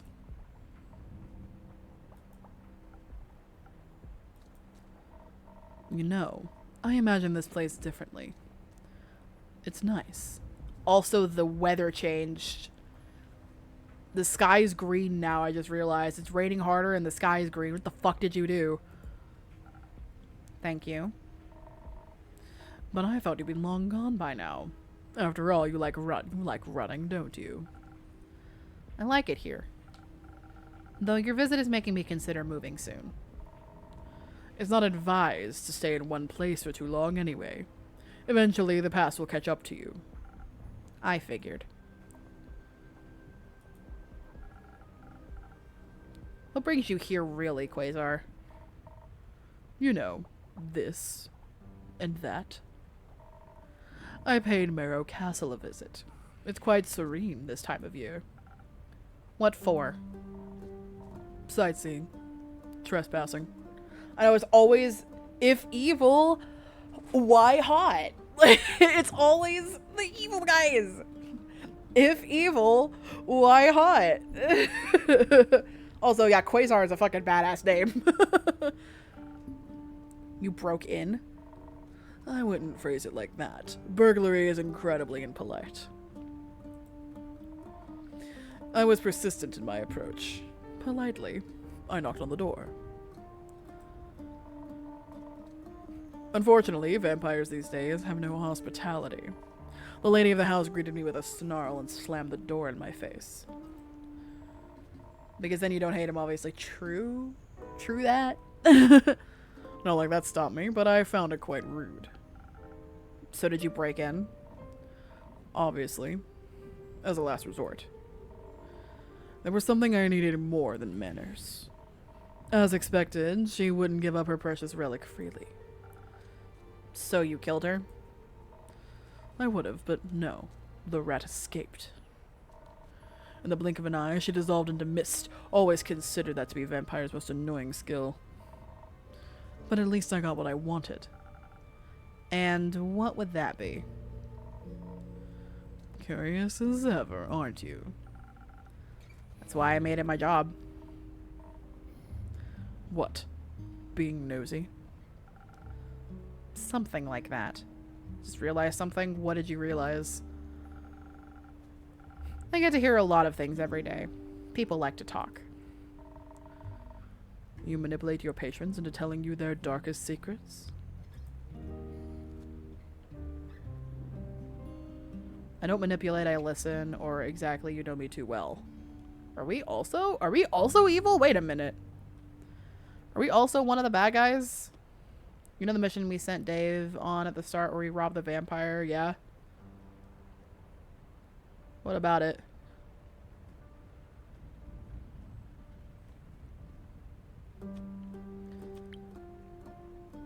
I don't manipulate. I listen. I'm all ears. What would Lady Evelyn have that you, Quasar Duskbringer, would want? He said he could have taken the blood instead of the clock. You're right, he did. He did say that. Just a little blood. Ingredients for the execution of a grand design. Grand design? We were never ones to make big plans. Speak for yourself.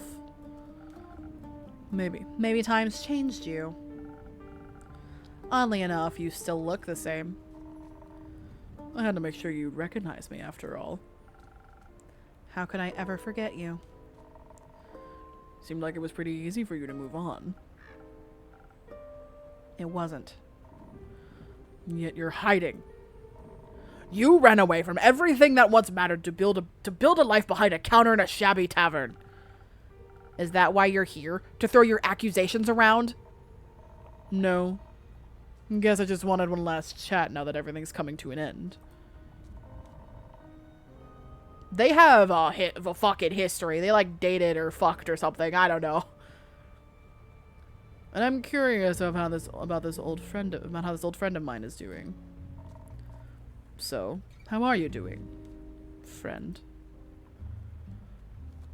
I'm full of hope for a better tomorrow, or I'm worried the world will... We can't show fear now. Me too. I'm just afraid that we're hoping for different dawns. We might be. How are you doing?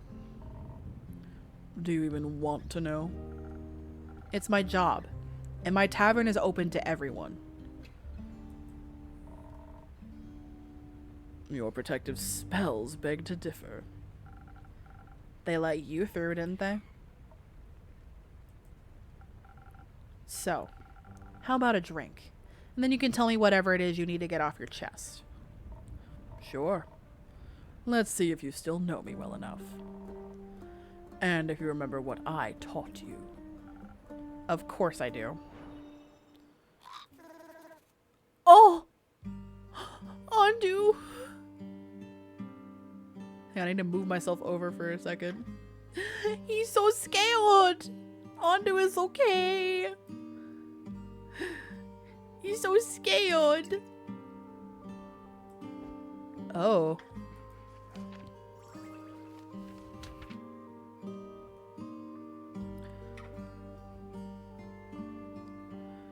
poor guy. All right, I'm gonna move myself back over here now. Okay. I was like right about there, right? Yeah. No, yeah, okay. I was right about there. Okay. Give him the wrong drink to spite him. He's kind of scary. I don't really want to fuck this up. We'll give him the shitty charisma drink though, just cause I don't like him. So we'll give him this one. Now I am curious, will Andu still... Okay, he will still eat my mistakes. He's just scaled. Well, now I gotta give him something. So he'll Andu. Okay.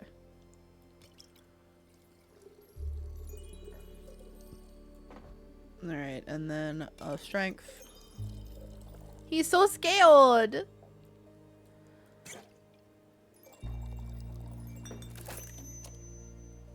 Oh, he's not even holding up the sign. He's too scaled. Oh, the poor baby.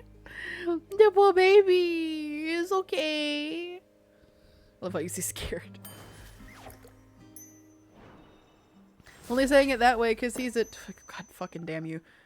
Cause he's a little baby. How about this? Sweet and chatty. Not bad. Almost tastes like back in the day. Did you think I'd forget? Yes. I assumed you were as good at abandoning memories as you are at abandoning people. Ouch. Seems like people are right about one thing, though. That would be... Your drinks can influence fate. They can't save people, but they can push them in a direction. Alter their destiny. I wouldn't go that far. I simply do my best to support my patrons in their endeavors. Will you support my endeavor? Fuck no! As I said, I serve everyone in this tavern. How noble. How awfully... morally gray. How opportunistic. It's like nothing's changed. I like it that way. Making decisions for people, leading them to their doom. All because you can't help but wonder what little entropy would do. I help. You help? Sure. You always liked to help when it was most convenient for you, when it got people to love you. I hope all your helping has aided you in forgetting them. I didn't forget them. Oh. Is that so?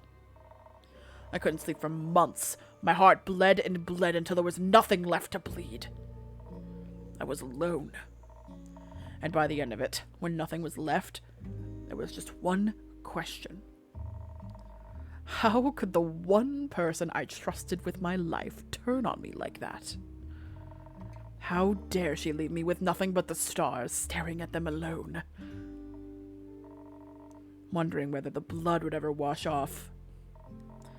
And how, by the dragons and their false light, is all you've done with your freedom, this dastardly achieved freedom, this.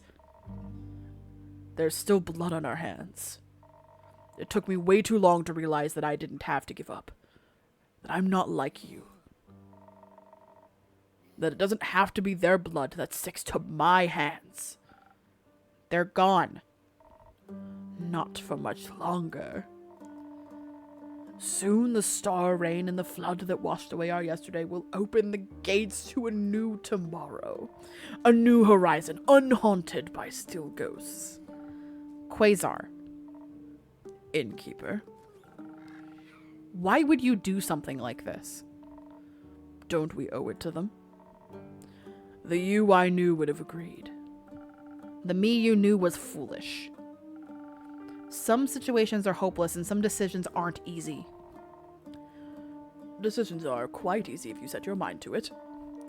Say I need to tear apart Cassiopeia's wings for the stars to rain upon Gaia. An ambitious task. I could decide not to and abandon my plans because I'm intimidated by the complexity. Or scared of the consequences. But no, instead I choose to stick with it and get what I want. I don't give up. I succeed. It truly is that simple. If you care, you'll get it done, no matter how much effort it may take. Everyone was dead. I wasn't. Didn't we promise to always stand by each other's side? To never be alone again? We did. Didn't they deserve the same? They did. Then why are you here and they aren't? I don't know. Me neither. What did we mean to you? Off topic, my slipper has a hole in it. Fuck this guy. Nothing. We meant nothing to you. The home we built, it meant so little. That's not true. Do you still ponder about the meaning of life, watching the stars? No. There aren't any anymore. It's better that way. It means there's no risk of getting caught up in trivial things. Like getting caught up in the thought of a world without pain. Like that. So naive. So stupid. It meant everything to me, or it was bound to break.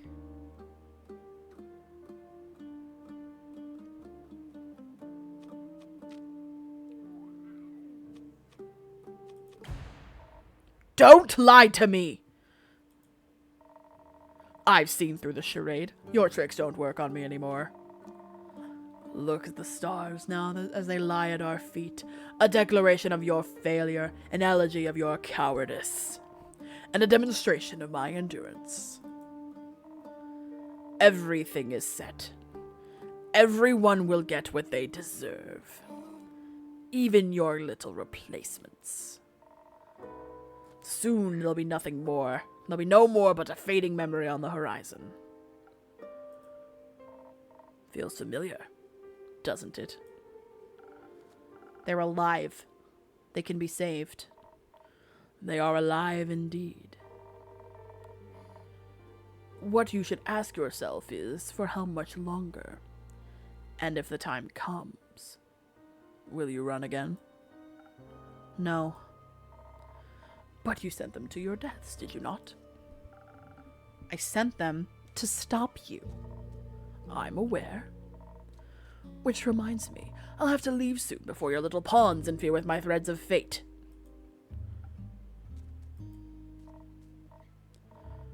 Gertrude, come on. It's time to go home. My name is Gertrude? Can I not, Oh, Gertrude's the bird. Okay. Interesting. Can you explain? I sent you a little companion so you wouldn't be alone. But I need her back now. The bird was yours? You know, I value my privacy. And I value the perfect execution of my plans. So thank you for collecting so much information for me. Fuck! You don't have to do this. I don't, but I will. Anyway, I've got somewhere to be. Speaking of which, my invitation. The offer still stands. Join me and watch as I repair what you destroyed 30 years ago. Join me to witness the renaissance of times past. I can't. My place is here. What a pity. It almost pains me to see you haven't changed one bit. I've moved on. You should try it sometime. Spoken like a true coward. It's not like I need you anyway. Not anymore.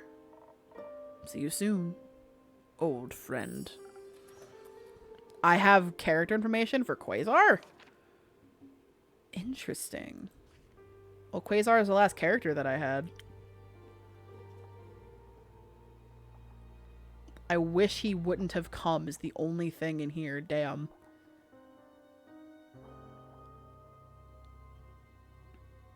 human. I'm more concerned about the paladin part. He's a paladin?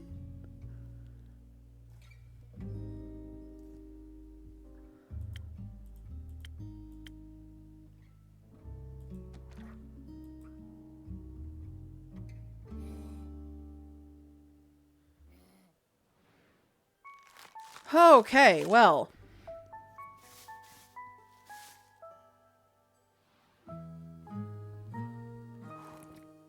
Jesus, it is 9:36. That took a long time. Yeah, we had some overtime today. All right, let me save right quick. We did a lot. A lot happened today. Holy crap. All right. But on that very ominous note, let us head back to the chatting screen. Holy crap. There is a lot to consider. Yeah. I'm like just chilling. Wow, okay, so something happened with Quasar. A bunch of people died, and Quasar is trying to bring them back and make it so that no one has to suffer again, I guess, which is why he's trying to kill death. But there's a lot wrong with that. Wow, boned? Okay. Didn't... Anoma didn't like boned, I guess. Okay. Yeah, we are so incredibly boned, though. It's kind of insane. Jesus Christ. Okay. Also, Quasar, if evil, why hot, dude? Why must the game do this?